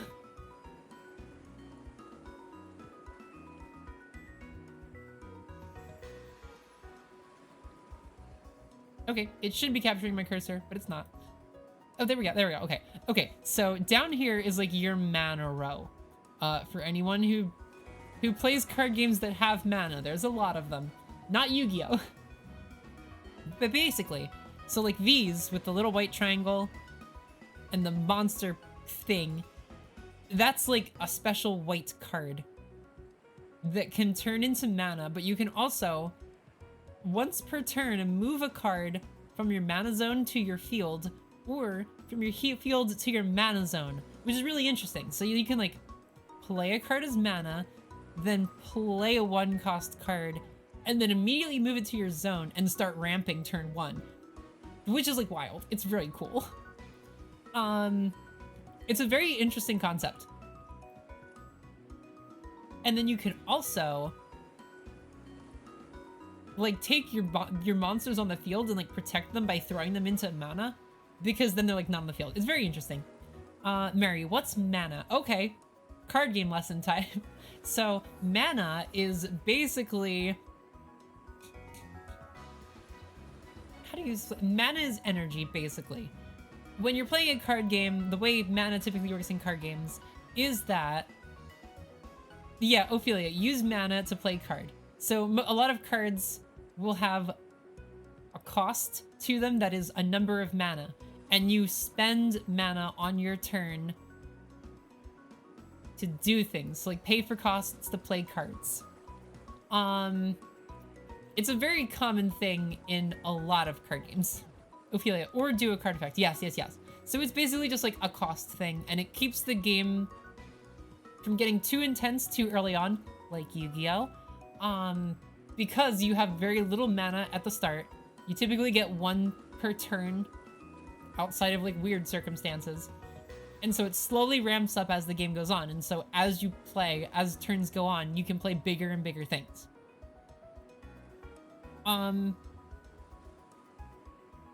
was really interesting about this was like it messed with the mana zone becoming like their own cards. It was cool. What else? It also had the two these boys are forces. They like change your deck. They like do things to, why are we, this is an anime stream. I'm so sorry. They basically like influence your deck. Like they can give you extra health or like do wide-reaching scope kind of things that like influence the entire way you play. Like they can buff all your monsters below a certain level, I think, or give you more defense. It's interesting. It was a cool game, but it shut down now. I wanted to play it on stream at one point, but I went to play it and I was like, oh, it's been shut down for 3 months. Oh no. Very sad. Mary, sorry, I'm dumb and only play gimmicky card games. You'd play it like a family party or something. Oh, no, you're good. Don't get into card games if you don't want to, because they are a trip and a half. But yeah, I was mostly here because you get to have an AI partner, and I'm really here for that. Moving on. Okay. What we got? Pokemon 2019. I fell off of this, during the crossover, the thing with Dawn, where they were doing like Sinnoh stuff. There was a 2-parter with Cresselia and Darkrai. I watched the first one and then didn't even finish it, which is like, I guess saying something. I didn't even finish the 2-part thing, but it's cool. They do cool things with this anime. I think it's probably my favorite edition of Pokemon. I feel like it's really fun. Like they all feel like themselves. Like Ash has a motivation, but he really feels like himself. In a way that like he's really good at what he does, but he's also like the same like dumb kid that you know and loves everyone. It's just really nice. And then you have Go, who's like has completely different goals. He basically just catches everything he sees, whereas Ash catches like nothing and just makes like these really strong bonds with the Pokemon he does have, which is cool. It's great. It's a great time. They've done some very fun stuff with it. That kind of like buck the trend of typical Pokemon. And I was really here for it. It was great. Well, I had the time to actually watch it weekly. I do not have that time anymore. But yeah, it's cool. It's cool. I'm not sure how it's been because it's been some time since I saw it. Ophelia, the 2 types of trainers, complete the decks and win every battle. Yeah, legitimately. Like, we just didn't have that kind of thing in the Pokemon anime, and so Go fills that role completely. And it's really cool. And also it's funny because his name is Go, and it's like, yeah, he's Pokemon Go incarnate. It's very funny. His goal is to catch Mew, actually. But generally, it's just to catch all Pokemon. But it was really interesting because for the first number of episodes, he was like, I will not catch a Pokemon. Mew is going to be my partner, and I will not catch a Pokemon until I catch Mew. And then, like, it took a number of episodes before he actually even caught anything. Which was so interesting. Like, he had this score bunny that was like, I love you, be my partner. And he was like, I'm so sorry, but I can't. I want Mew. I am monogamous and I want Mew. But then he was like, you know, Square Bunny, you're really cool and I'm gonna catch you. And so he catches him and he's just like, oh, wait, this is great. I'm Polly now, I want to catch everything. It's adorable. It's really adorable. Yeah. Minnie, what Ash catches is the friends we make along the way. Yeah, oh, it's great. And Ash caught some really cool things in this show. Like, I don't know if anyone cares about the spoilers of, like, what Ash has as a Pokemon trainer. But, like, so spoilers right now, if you don't want to hear the Pokemon that Ash has. But he has, Ophelia. If every Pokemon descended from Mew, then catching everything is equal to catching Mew. Yeah, like, basically. That's a good point. Yeah, oh, okay. Cerebi, Ash. Ash Ketchum. Let's just see what he's got on him. Okay, yeah, it's the same stuff. Dragonite? He caught a Dragonite. He caught, it was a Dragonair, but then it evolved, and then he caught it, and it was like, whoa! This is like your first catch in this series, and it's like insane. Like, that's a big... It's a pseudo-legendary. And it's great. Then he got Gengar, which is another, like, big hitter. Where it, like, wasn't even a Haunter. It was just like, it's a Gengar, and he caught it. And it's just like, wow. That's, like, a big fan favorite thing that it's like, they gave that to Ash. And that makes sense, but very cool. And also, apparently, at Gigantamaxes, which is very cool. He got Lucario. He had a Riolu, and he has, like, the best bond with it, and it's so cute, and it mega evolves, and it's everything. And it, like, references back, like, the aura thing that he's had for, like, forever. Because he's, like, aura sensitive. And they, like, bring it up a lot. They never brought it up a lot before. But they brought it up more when Lucario became a thing. When, like, Riolu was a thing and Lucario was a thing around him, they, like, referenced it, and it was like, whoa. Like, you were referencing things from, like, years and years and years ago, and that is so cool. He has a Surfetched, which is great, and a Dracovish, which is just the dumbest thing. His Dracovish is just a dumb baby, and I love it. They're adorable together. But yeah, okay, so Pokemon. Promare. We watched Promare in the Discord. It was so good. I've seen Promare like 3 or 4 times now, and it's amazing. I'd watch it again. It's just stupid good. Ophelia, Dracovish? So he's playing the meta.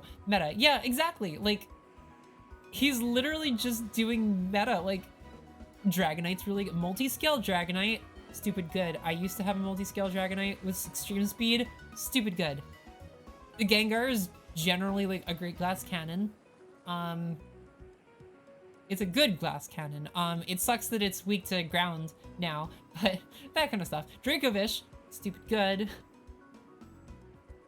I don't know if Lucario's meta, but like Mega Lucario, that would be meta. Surfetched is like the only weird one. And then he doesn't actually technically use Mr. Mime. He does sometimes, but generally it's just kind of hanging out. But yeah, Promare. Interspecies review.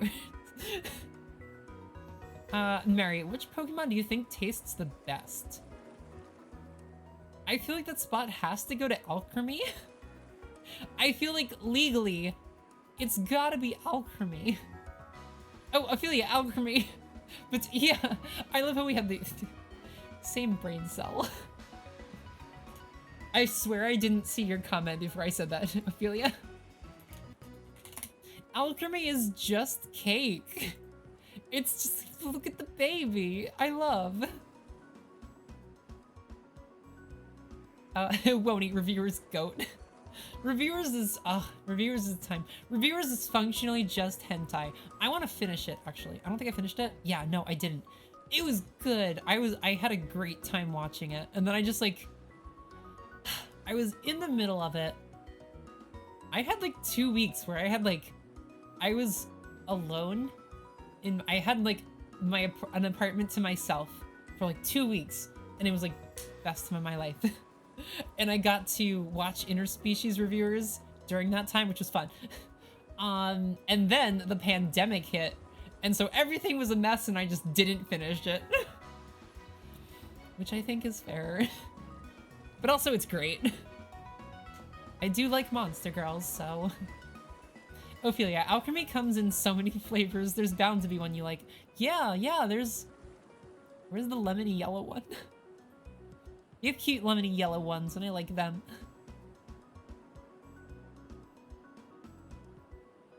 Mary, I think a barbecued Mr. Mime would be good. A barbecued Mr. Mime? I can't imagine, like, whoa, but his arms are so thin. Like, they're so thin. I feel like that'd be weird. Very odd. But I like his shiny, how green his shiny is. Moving on. Why is he like this? One fear. Ophelia, even if it doesn't taste good, I wouldn't mind burning a Mr. Mime. You know, you're fair there. Mini Crawdon. We already know people already eat them. That's fair. Crawdon is cool. Oh, cool lobster boy. We haven't seen Crawdon in like so long. I'd love if they gave Crawdon like a regional form. Because he's really cool. I forgot how cool he was. Oh my god. What a cool friend. Also, can we talk about Pulitzer? Can we talk about my shrimp baby? He's got the big claw. I love him so much. Also, I'm so glad that they brought, I love, what is it? This is just a Pokemon stream now, I'm sorry. Clauncher is the cutest thing. Clauncher, the baby. Look at his little eye. I love him. Oh. See, I was simply meant to be a shrimp.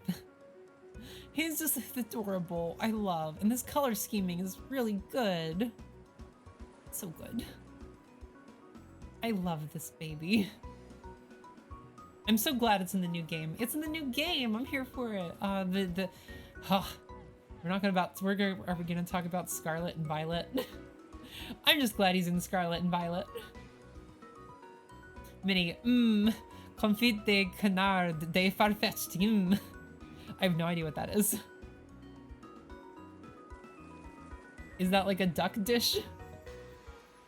Ophelia, oh shoot, I should prep. Yeah, I was wondering what you were doing. Go prep stream. Go have fun. Enjoy yourself. We'll meet you up late. We'll meet up with you later.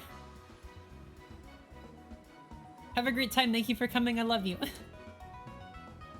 Okay, what else? Moving on. Actually, we're gonna take a break for a hot second. So give me a moment. Yes. Bye, Ophelia. Enjoy. Have fun. Mini, yes, a classic French duck confit. Okay, that makes sense. The new starter is a duck. I want to see where he goes because he looks like a little sailor and I hope he has boat theming. If he does, I might go with him. Cute. Anyway, give me one moment. I will be right back. I'm going to put you on clips. I'm sorry they're always the same clips because I haven't had time to make clips. Goodbye. Okay, sup you beautiful weebs. How is everyone doing? What were we talking about? The new Pokemon game. No, we can move on from the new Pokemon game.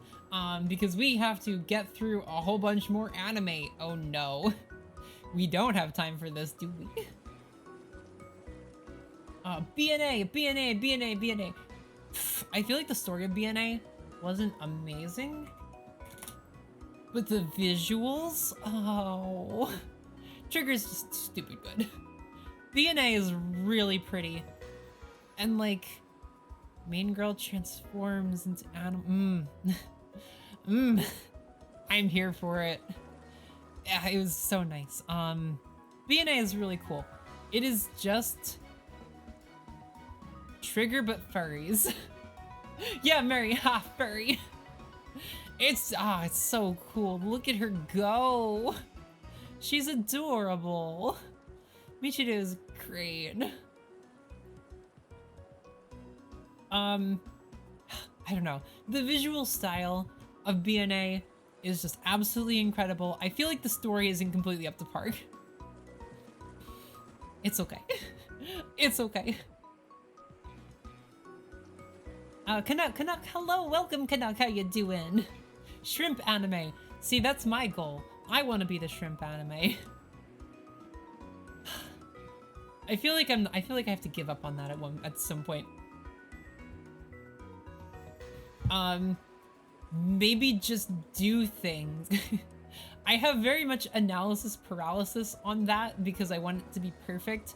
And it's not gonna be perfect. Maybe I should just do things and then maybe one day consolidate my story and like make it actually good.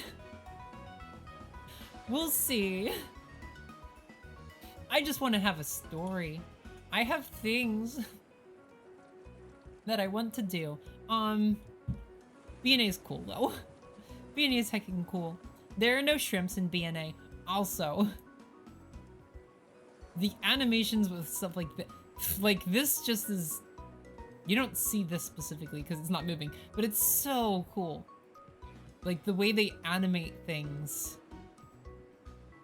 Just in general, all the Trigger does great animation sequences. Or, great transformation sequences. BNA. Let's just see if there's a transformation GIF, because there's gotta be a transformation GIF. Yeah, look at her arm. Big arms are fun, I'm sorry.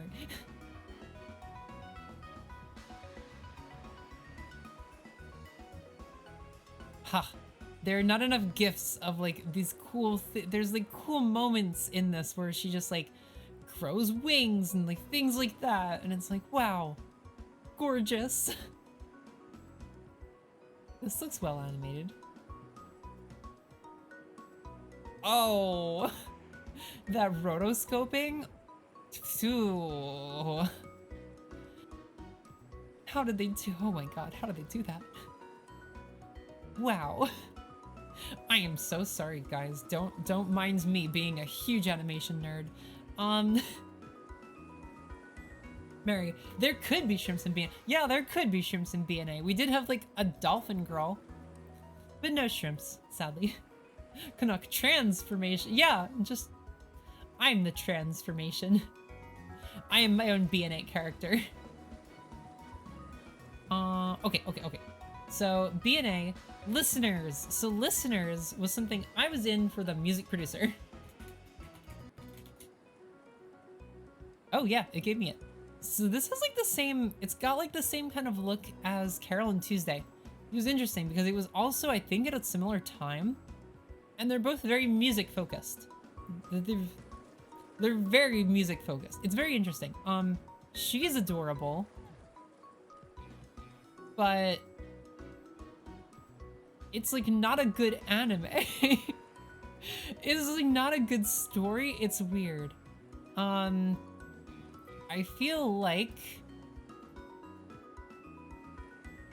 it's more focused on like referencing old artists than it is on making its own story. It's something, and since I don't know a lot of old music artists, a lot of it just like didn't hit me in any way whatsoever. Which kind of sucked. But Jin did the music for a number of things in Listeners, which was what I was here for. Because Jin does all the Kage Pro music. And so I love Jin. But no, the anime is just... It's not great, from what I've seen. I haven't seen a stupid amount, but I tried to get into it and I just simply could not because it didn't make any sense and was very confusing the whole time. Minnie, that tracks, but also aw. Yeah, it's sad because like that's a cool thing that like doesn't get referenced in like in what anime are you gonna find where they're just like constantly talking about like all these really big historical music artists that are like super iconic in the scene, not a lot of things would do that. So like it filled a niche, but it was just not a good enough anime to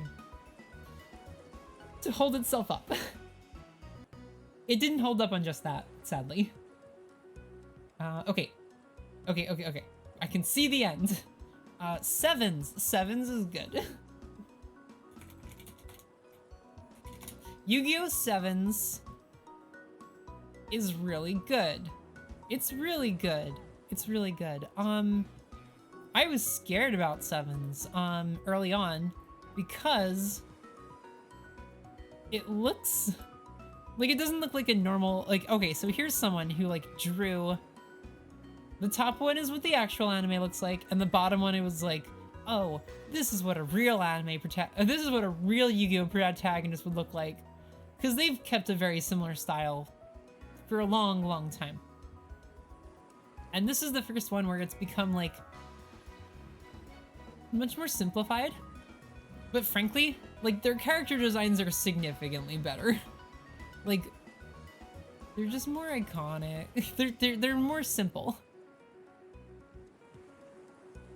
Like there's not a lot going on with them, which makes them really immediately recognizable, which is good. Like you always want a character that's immediately recognizable. But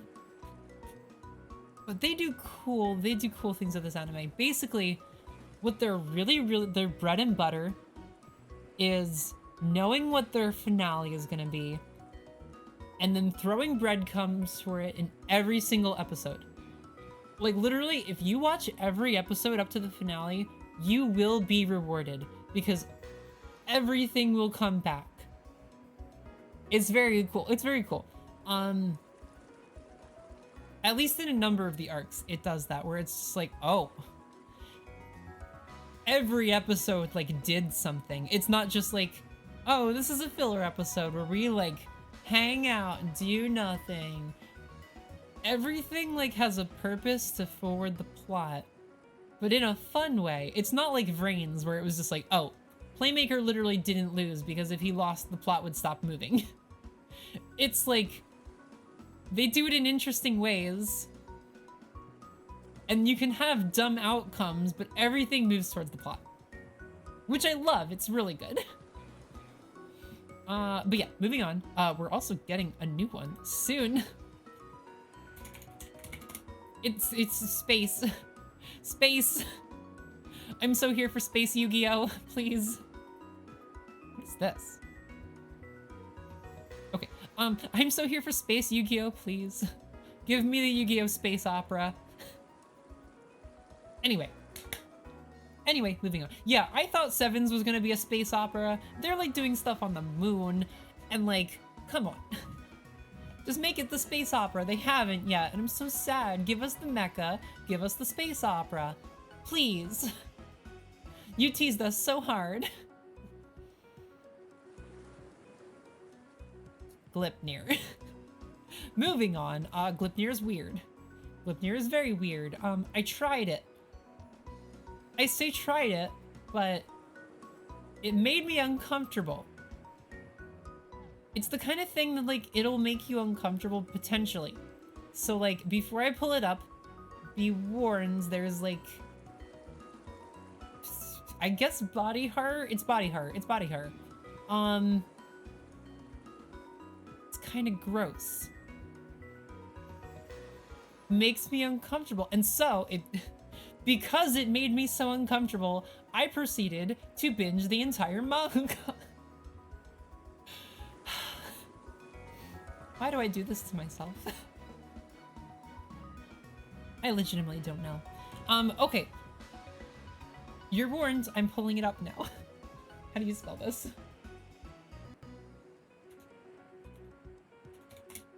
Glypnir. It's weird. It's creepy. Won't he sure rip? Sure rest in peace. Exactly. Okay, so this isn't too bad.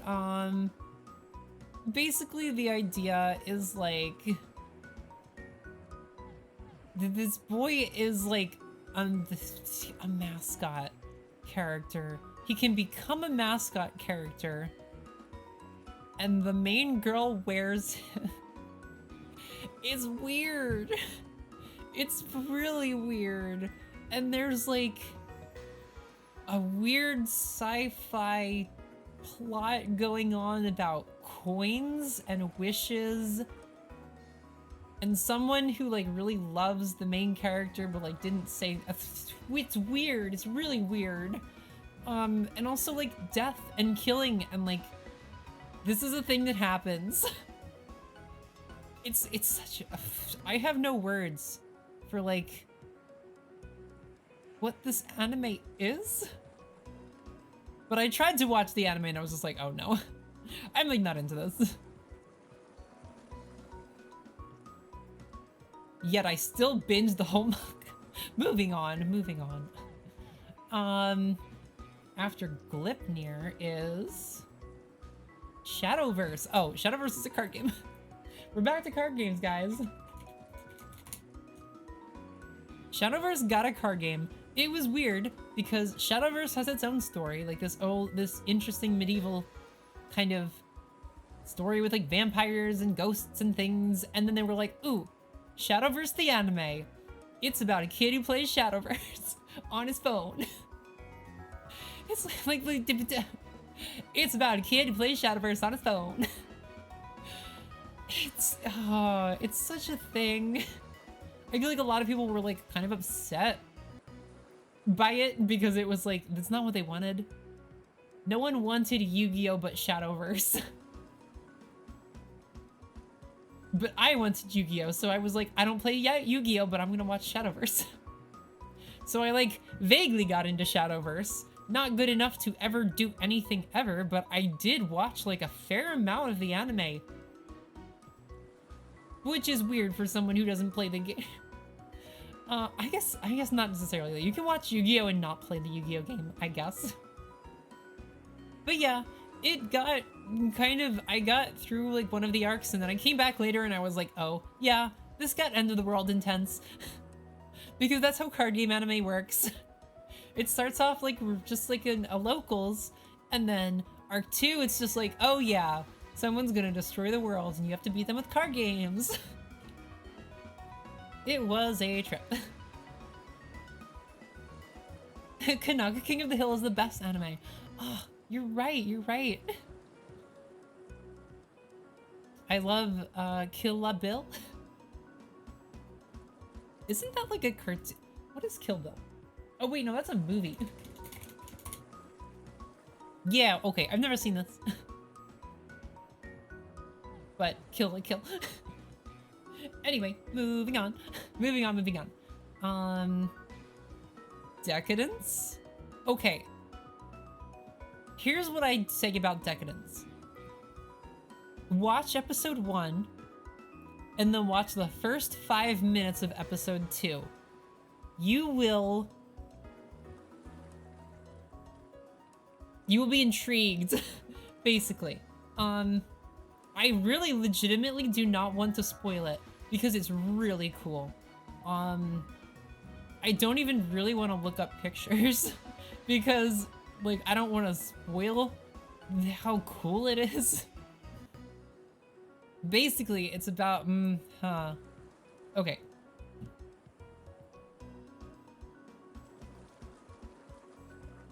Let me just give me 1 second. I'm gonna see if like pictures like actually spoil it or if I can show you. Okay, no, we're good. Oh, that's sweet. Okay, sweet. Okay. Decadence is really cool, guys. Like, okay. So it's about,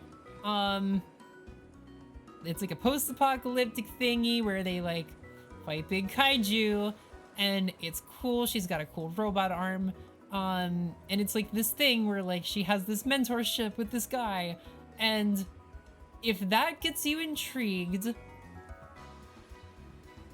if you like big robot city and fighting kaiju monsters and like apprenticeship vibes and like cool fun battles, dynamic battles, very cool stuff. If any of that gets you intrigued, please do this for me. Watch episode 1 and then watch the first 5 minutes of episode 2. That's all you need to do. And then decide from there. But like, they plot twist you so hard at the start of episode 2, and you will not see it coming. So just be ready for like, that's why you need to watch the first 5 minutes, because it's going to like, if that hooks you, then you're hooked. It's cool. It's really cool. It's really cool. Highly recommend. What else? Super X arrows. That is a thing. I don't know if I should look that up. Okay, I'll check this one too. Let's check. This one is... This one is very much along the same lines as... Okay. Showing you pictures of this will literally not help you in any... You will feel nothing from these, like... It's just generic characters. There's nothing interesting here. Super X Eros is basically... How do I describe this? Superheroes, but the same vibe as... What is it? It's not even on the level of interspecies review. But it's very much like, it's just there to be like softcore. And like, I was vaguely here for it because I was like, this is like, they kind of have this interesting dynamic where they have to be casual about this explicit stuff. And like, I think that's really fun because a lot of anime is just like, oh no, this is like the worst thing ever. And NSFW stuff is just terrible, terrible, terrible, and I am too embarrassed to live and exist. I must die now. And for a second there, I was like, ooh, this anime, they're going to have to be chill about it, and that's interesting. But no, it was boring. It is not worth your time. I watched the whole thing, and it is very much not worth your time. Do not watch it. And marry, then perish, yes. It killed me inside a little bit because I had such high hopes for it, and I just kept going and going, and I was like, it'll get better, it's okay, it's like almost cool, but no, it's not good. Don't even bother. Moving on. Rent a Girlfriend. How do I feel about Rent a Girlfriend? It's cute, but overall, it's not fulfilling. Mary, did it get better? No, it actively got worse. Like, as it went, it just became more and more clear that, like, they were not going to be... They were just gonna do typical, ecchi romance tropes and not actually, like, have a fun poly superhero dynamic. Which I think would have been the cutest thing. Instead, see, I wish someone just needs to make that. That would have, they could have been so cool. It could have been so cool if they didn't just like follow the tropes. But yeah, Minnie, that would have been the best. I know, it would have been the best thing. Oh, it would have been so cool. This is like the content that I want.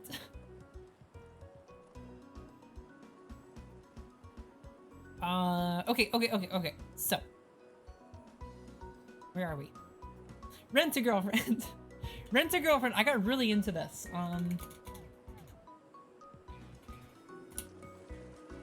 When it was airing, it was like nice.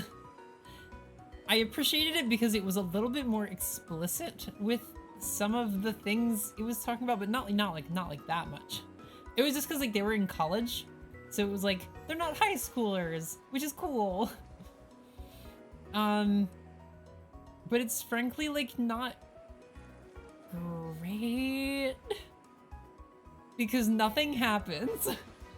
It's just this guy who is super incompetent And for some reason, all of these girls want to date him, but the only girl he wants to date is the one who he is dating, but he's paying to date. And she's not gonna date him because he's paying to date her, but also she wants to date him, but she's not gonna say it because she's not allowed to do that.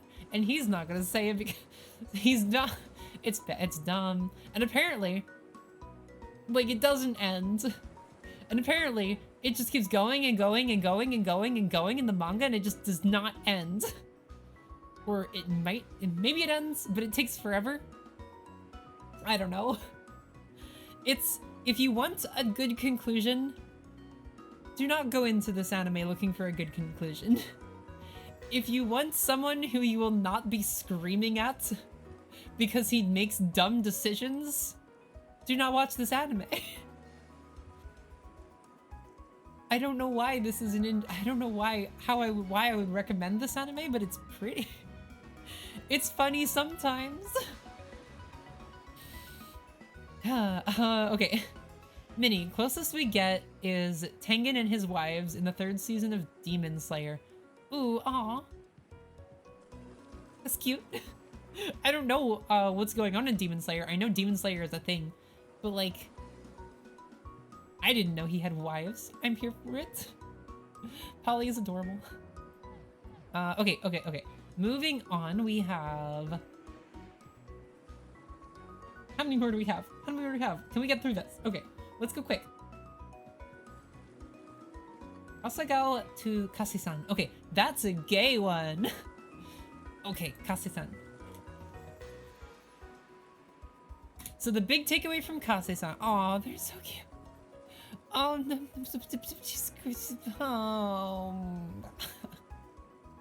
Words. Can you tell I'm gay? Can you tell? Basically, the takeaway from this is that you have fitness track girl. She's adorable. And then you have the botany plants garden girl. Adorable. And they love each other. That's it. Track girl and garden girl, and they romance. And it's just like, that's a dynamic, and it's so cute. It's so cute. They're so cute.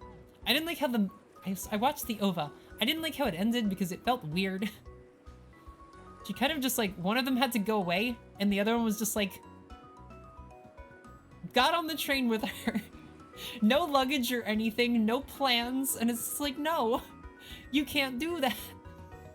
What are you gonna do? You have to do you have a life. It felt weird.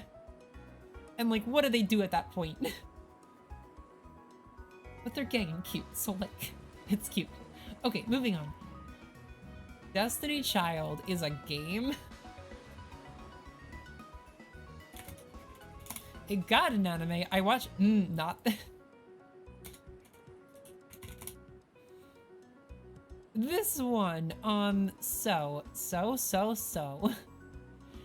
This one just, it has really good live 2D animation.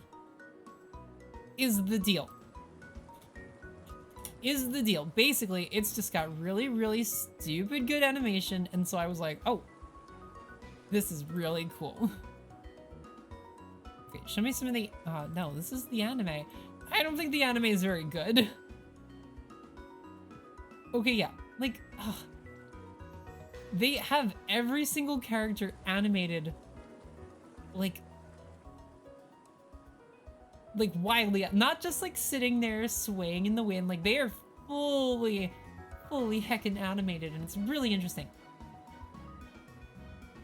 Like, props to them for putting so much work into this dang game.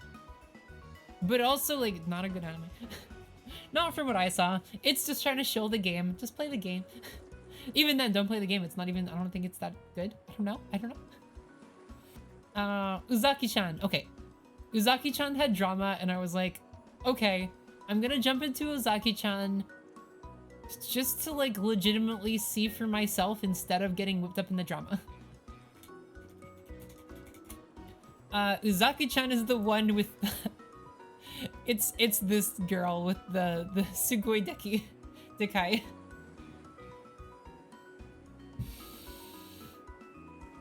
I I watched like one episode. That's like it. Moving on. What was it? Kaiba. Oh, okay. Kaiba's interesting. So Kaiba, not him. I'm dumb. I should know. Of all people, I should know. I should have known. Kaiba is an older one, actually. I like found a clip of it, and I was like, oh, this looks legitimately fascinating. And so I watched the whole thing.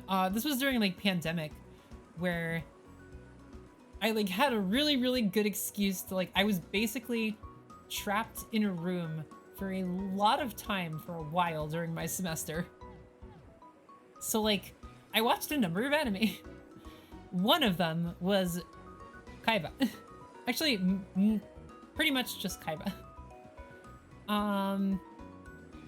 But I went through the whole thing and it was really cool. It's really fascinating.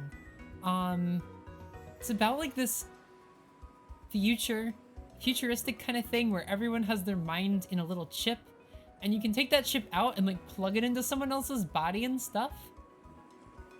And yeah, it's really interesting. I feel like the second half, I wasn't into it as much as the first half, because the first half was just so intriguing, and the second half was like, time for the plot, and the plot is kind of, I don't know. I feel like the plot just didn't hold up as well as just the weird, surreal adventuring in the first series, the first part. But it was a very interesting show. I was very here for it. Woni. Oh, I love Kaiba. Madhouse passion projects are great. Oh, is it Mad? I didn't realize it was Madhouse. I didn't like know anything about this production. I just saw it was a thing and I was like, I guess I'm watching it. And that's all I knew. Mini, Kaiba is an old one. Was made in 2008. Whoops.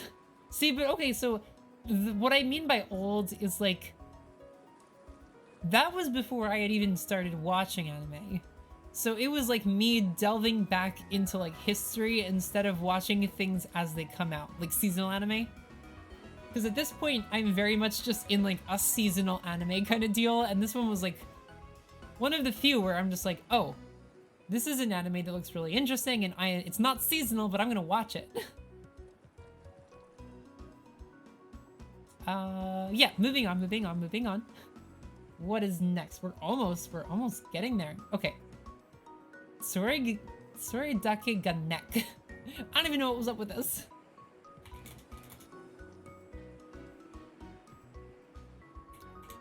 I don't even understand what was.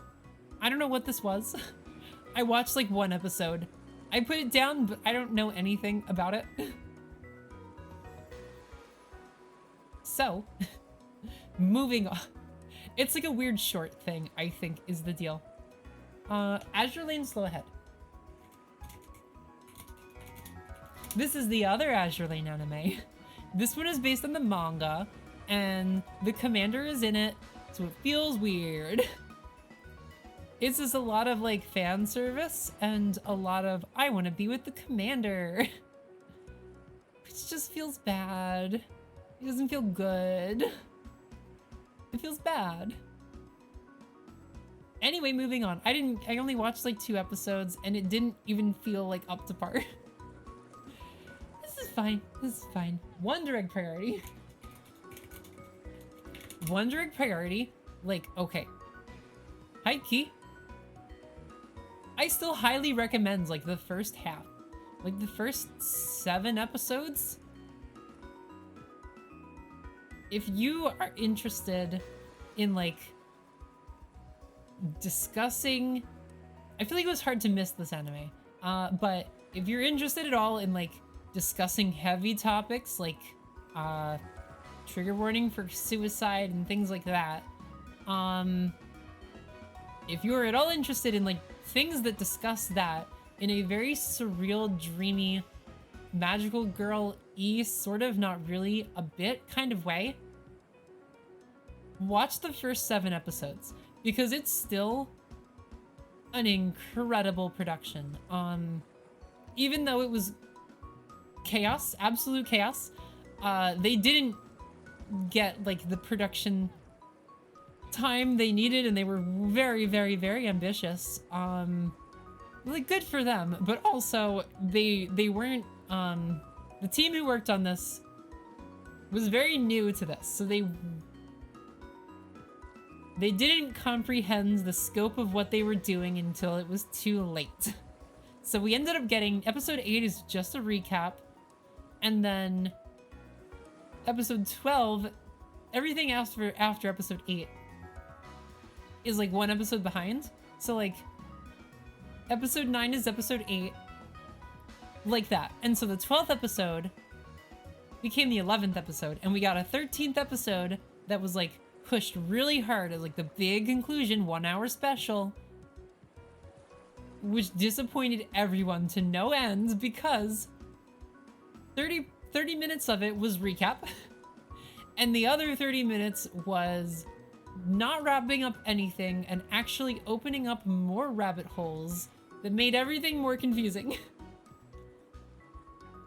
So I highly recommend the first 7 episodes, but everything after that is like, you'll get invested and it's not worth it. So just stop at episode 7. Is my recommendation, because it is still a really good anime. Even though there's like so much production stuff going on with this, it's legitimately really, really good. Okay, moving on. Tropical Rouge Pretty Cure. Or Tropical Rogue? It's Rouge, okay.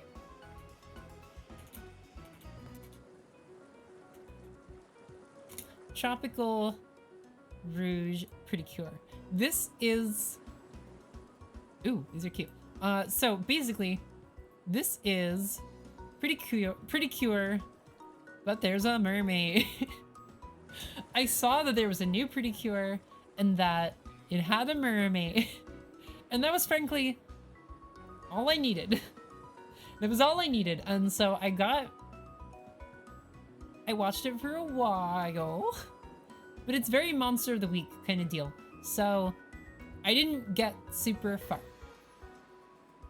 but it was cute. It was cute. I saw they had some cool, there was some cool stuff. I think it's over actually. God, she's so cute. I love, what's her name? Smug, what is her dang name? Lara. She's so cute. She's the best character. She is the best character. She's so full of herself, and it's just like, oh, it works. It's great. It's so funny. But yeah, moving on. There's not like too much to say about this. It's a Pretty Cure. I'd never seen a Pretty Cure before, but it's basically very Sailor Moon vibes. But with mermaids. All I needed. As a mermaid, I was legally obliged. Okay. Yokai Watch Jam Yokai Academy Y is a movie. Wait, no, it's an anime and a movie. Okay, so I tried the anime. I wasn't like wildly into it. I watched the movie because I was like, okay, they made a whole movie for this. It was like a thing. It's like, okay, so I was gonna try to watch the anime, and then I was like, well, they made a movie to explain the start of the anime, and it's like its own 1.5 hour thing. So let me just like try that, see how I like it. So I stopped watching the anime because I didn't know what was going on. I watched the movie, and I had a terrible time. It wasn't like, it wasn't interesting, and they ended up having a lot of just like bathroom humor jokes, and I was just like, why? Why are you doing this? You turned the school into a mecca and I was here for it, but why is it peeing on fires now? That's all I have to say about Yokai Academy Y. Oh. Oh, it's a thing. It's a thing. It's like weird superhero stuff where like these characters turn into like superheroes based on yokai. It's weird. Not wildly, and don't watch it. Don't watch it. Don't watch Yokai Watch. Don't do it. Gridman though, or Dynazenon. Please, please, please, please, please, please, please, please, please watch Dynazenon. Oh, it's great. It's cool. It's cool. I felt very alive when Dynazenon was airing. Like, every episode just felt so cool. The production value is great. It constantly feels like they're, like, I don't know. Like, looking back, I wouldn't say it's, like, the most impactful anime story I've ever seen, but it was just a really good experience. I had a really good experience with it. And, like, I like big mecha. I like big over-the-top mecha. But it's really cool. It helps if you've seen Gridman, but frankly, you don't need to. It's very much its own thing. And it's really cool. It's basically like, so, okay. If you like the idea of 4 kids getting parts to a giant robot, but then they have to keep fighting kaiju, and they're at school and they gotta figure out how they have to get to the kaiju, and like little mundane things like that are what sell me on stuff like this. Like, the fact that, like, I'm pretty sure the one girl, like, uses her giant jet to, like, get herself to school one day. And, like, that's just, like, the most mundane little thing. And, like, it's that kind of stuff fascinates me. It's cool anime.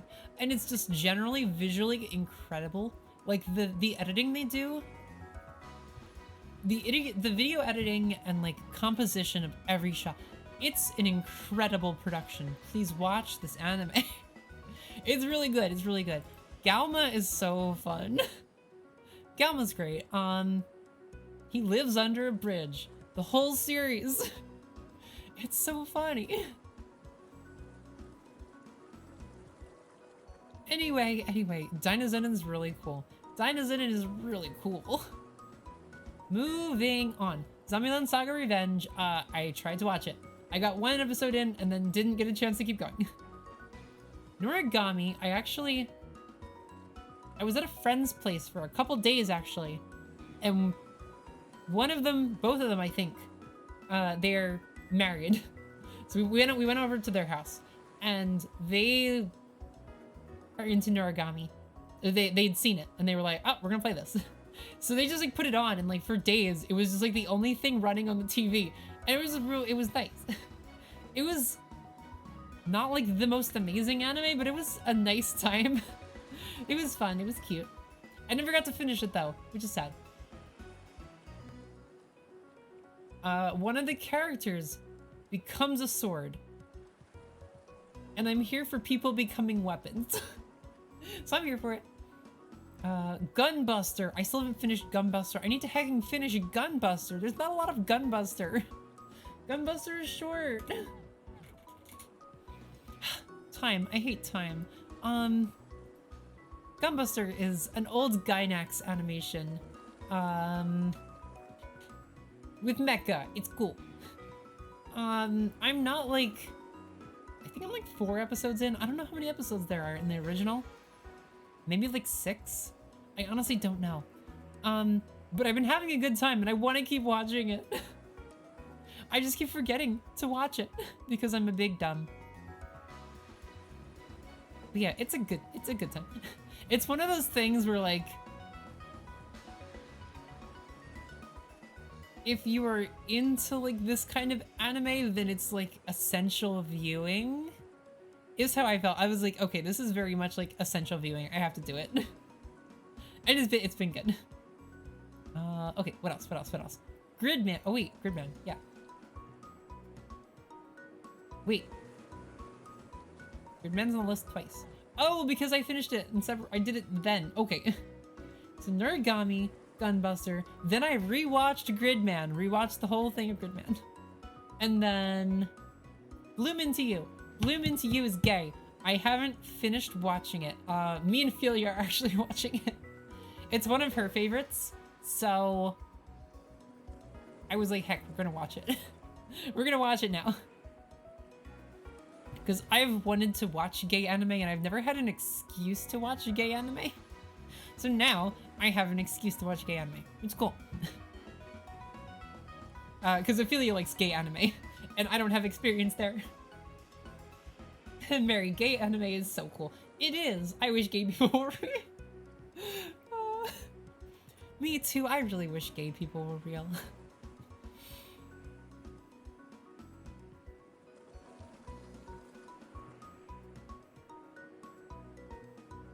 Ooh, the words. Okay. Minnie, it is so good. Yeah, Gunbuster? I'm assuming you mean Gunbuster. Okay. And there's one more. Fireball Charming. I don't know where this one is on the list. This one is kind of like if you want weird Japanese humor that you won't get if you don't speak Japanese, you go and you watch Fireball Charming. Fireball Charming is so fascinating to me. Look at this absolute beauty. Drozel von Flugel, the Disney princess. Like technically, canonically, like this is a Disney production apparently in some way, and she is a princess, so like she is a Disney princess. I love her so much. Drozel is great. She has a number of iterations. Like there's one where she's like kind of Miku, like she has Miku hair kind of. It's weird. But then they made like a reboot where she has like, what is it vibes? Haiti vibes. If you know Haiti, if you know, you know. It's a gay, it's, I wouldn't say it's explicitly not safe for work, but like, it is designed so that you see assets. And I feel like Drozel has that vibe without actually being like that, which is cool. I really love how they emote her. She emotes with her like hair spike. It's like legitimately fascinating to me how they emote with her. Let me actually get the episodes are on YouTube, I think.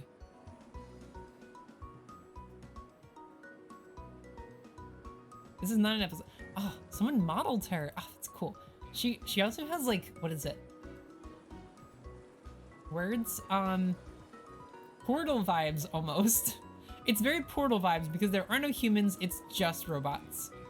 Yeah, look, in the bottom corner you see the Disney logo. This is Disney. Weirdly enough. It's basically just these two robots bantering. But like, okay, look. Like, her hair is like another light. It's fascinating. It's fascinating. She has wheels inside of them, and like, the way she moves and everything is like, it's so weird. She has a bike. Everything about this is just fascinating to me. Where's like, okay, there's also a point where like, she emotes with her hair and like when she's sad and it just like the whole thing droops down and it's so interesting how they can just like emote like that.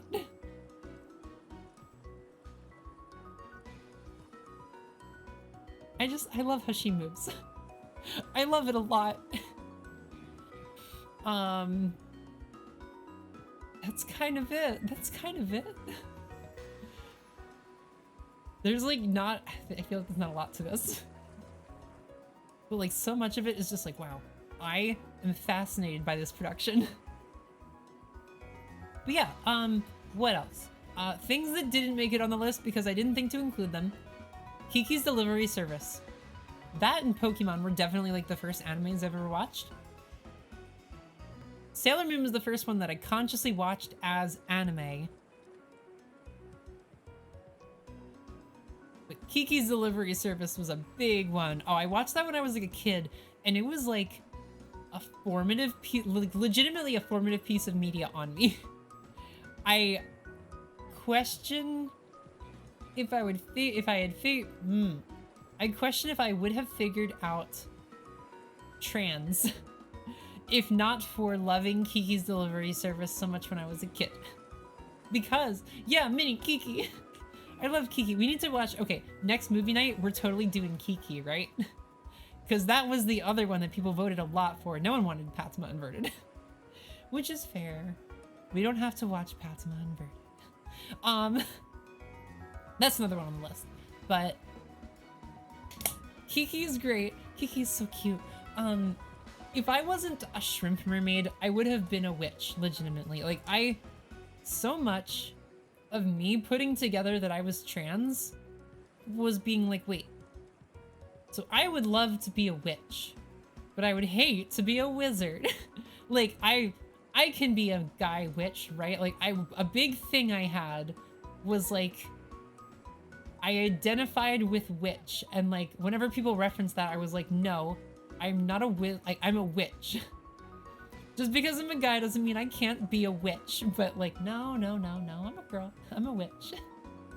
I love it. And mermaid. People would call me a merman because like, I heavily identified with being a mermaid too. I mean, like, you wonder why when I literally am a mermaid, but people would call me a merman and I was like, no, like, I'm a mermaid. To get it right, just because I'm a guy doesn't mean I'm not a mermaid. I feel like both of those were so formative to me realizing that I was a heckin' girl. But yeah, Kiki, just like everything about Kiki feels really good. And like that's, I've gotten like such a thing for flying from that. One of my earliest memories that I can remember is like a dream. I think that's one of the earliest things I can remember is this dream I had where I was like flying around on a broomstick and like I still remember it to this day and it's fascinating. I was young, but that like came off of Kiki's. It all comes together. Mary, why can't you be both? So. The idea actually, before I was even a VTuber, my idea was to have like an avatar for my art stuff. Which kind of became me. But the idea was for 6 months out of the year, I would be a mermaid. A shrimp mermaid, I think. I don't know if I decided mermaid, shrimp mermaid. Just a mermaid. But then starting in October, I switch and I become a witch. Switch witch. A switch witch stitch witch. That's only funny because one time I designed witches that were dolls that they sewed, and so I called them Stitch Witches. And I love them so much, and they are perfect and beautiful, and I love them. Moving on. So the idea was in October, for the next 6 months, I'm a witch. Like my avatar becomes a witch. Same character, but just like a witch. And then in the summer, a mermaid. And like, it's perfect, it's perfect. But then I ended up deciding, I was like, okay, I had a cool idea for a VTuber and it ended up being mermaid, and so here we are. I am canonically mermaid. But I do love witches a heck of a lot. Okay. Woney, witch shrimp, yeah. I would love to do that for Halloween. That'd be so cute. That'd be so cute. Mini Studio Ghibli streamathon weekend. Ooh. See, because I haven't seen all the Ghibli films. So like I've only seen a couple. I'm kind of here for it. I'd be down. Let's do it. Let's do it. I'm here for it if other people want to do it. Won't he bi-gender shrimp witch? Yes, exactly. It's fun to like play with those specifically gendered terms in a way that doesn't, you're not like, I didn't have to explicitly call myself a girl to be like, wow, I like identifying like this. Mary Mermaid is still cute. I am absolutely in love with witches. Me too, I'm absolutely in love with witches. But yeah, Mermaid is great. I wish that like, I need to work on my branding because if anyone jumps in here, no one knows I'm a mermaid. which is fair, which is totally fair, totally fair, totally fair. I'm working on some stuff that's like, hopefully, I don't know. I have ideas where like, hopefully I can make it a bigger deal. Hopefully people will understand. Because right now it's just kind of, my branding is bad. My overlays are bad. I'm bad. My ambitions are too great and my time is too small. But yeah. I can't think of any other animated movies I watched besides that one that I can't remember. Mini bonk, how dare you? I'm sorry, I'm having a time. It is a time. I'm not even, okay, my work has not even been too bad lately. I'm just really burnt out. It's a rough life. I don't get the time. I've never gotten the time to recover. I haven't recovered since last summer? Last summer? It's been a long time. But yeah. Okay, so I think that's everything. Yeah, that's everything.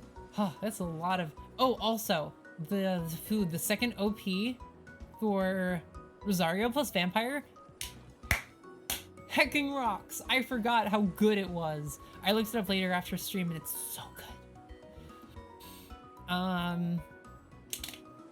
Yeah, okay. I think that's it. I guess we raid. We're 10 minutes early, that's okay. I'm down for extra time. Let's see. Twitch. Why did I say twitch.tv.com? That doesn't make sense. We are going to find out who is streaming, and we know who is streaming. Boom. Ophelia has 1 viewer. We are going to Ophelia.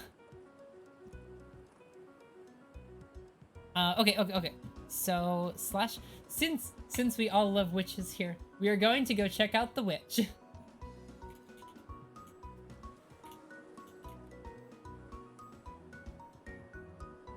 Okay, I should include raid, /raid. Ophelia the Vernal Witch. Oh, wrong? Oh, I misspelled raid. How does one misspell raid? It's 4 letters.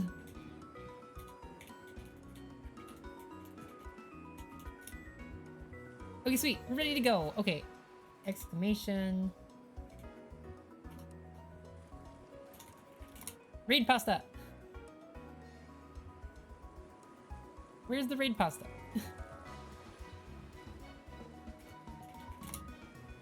There it is. Alright. If anyone wants to copy the High Shrimp Pact raid, there you go. There it is. But yeah. Thank you all for coming. We didn't even get a chance to like... Oh, we got through them all. We didn't get a chance to just like chat. But I'm glad we actually ended up getting through them all and didn't have to have like a little random stream of like 5 anime. Mary, thank you for streaming. Thank you for coming.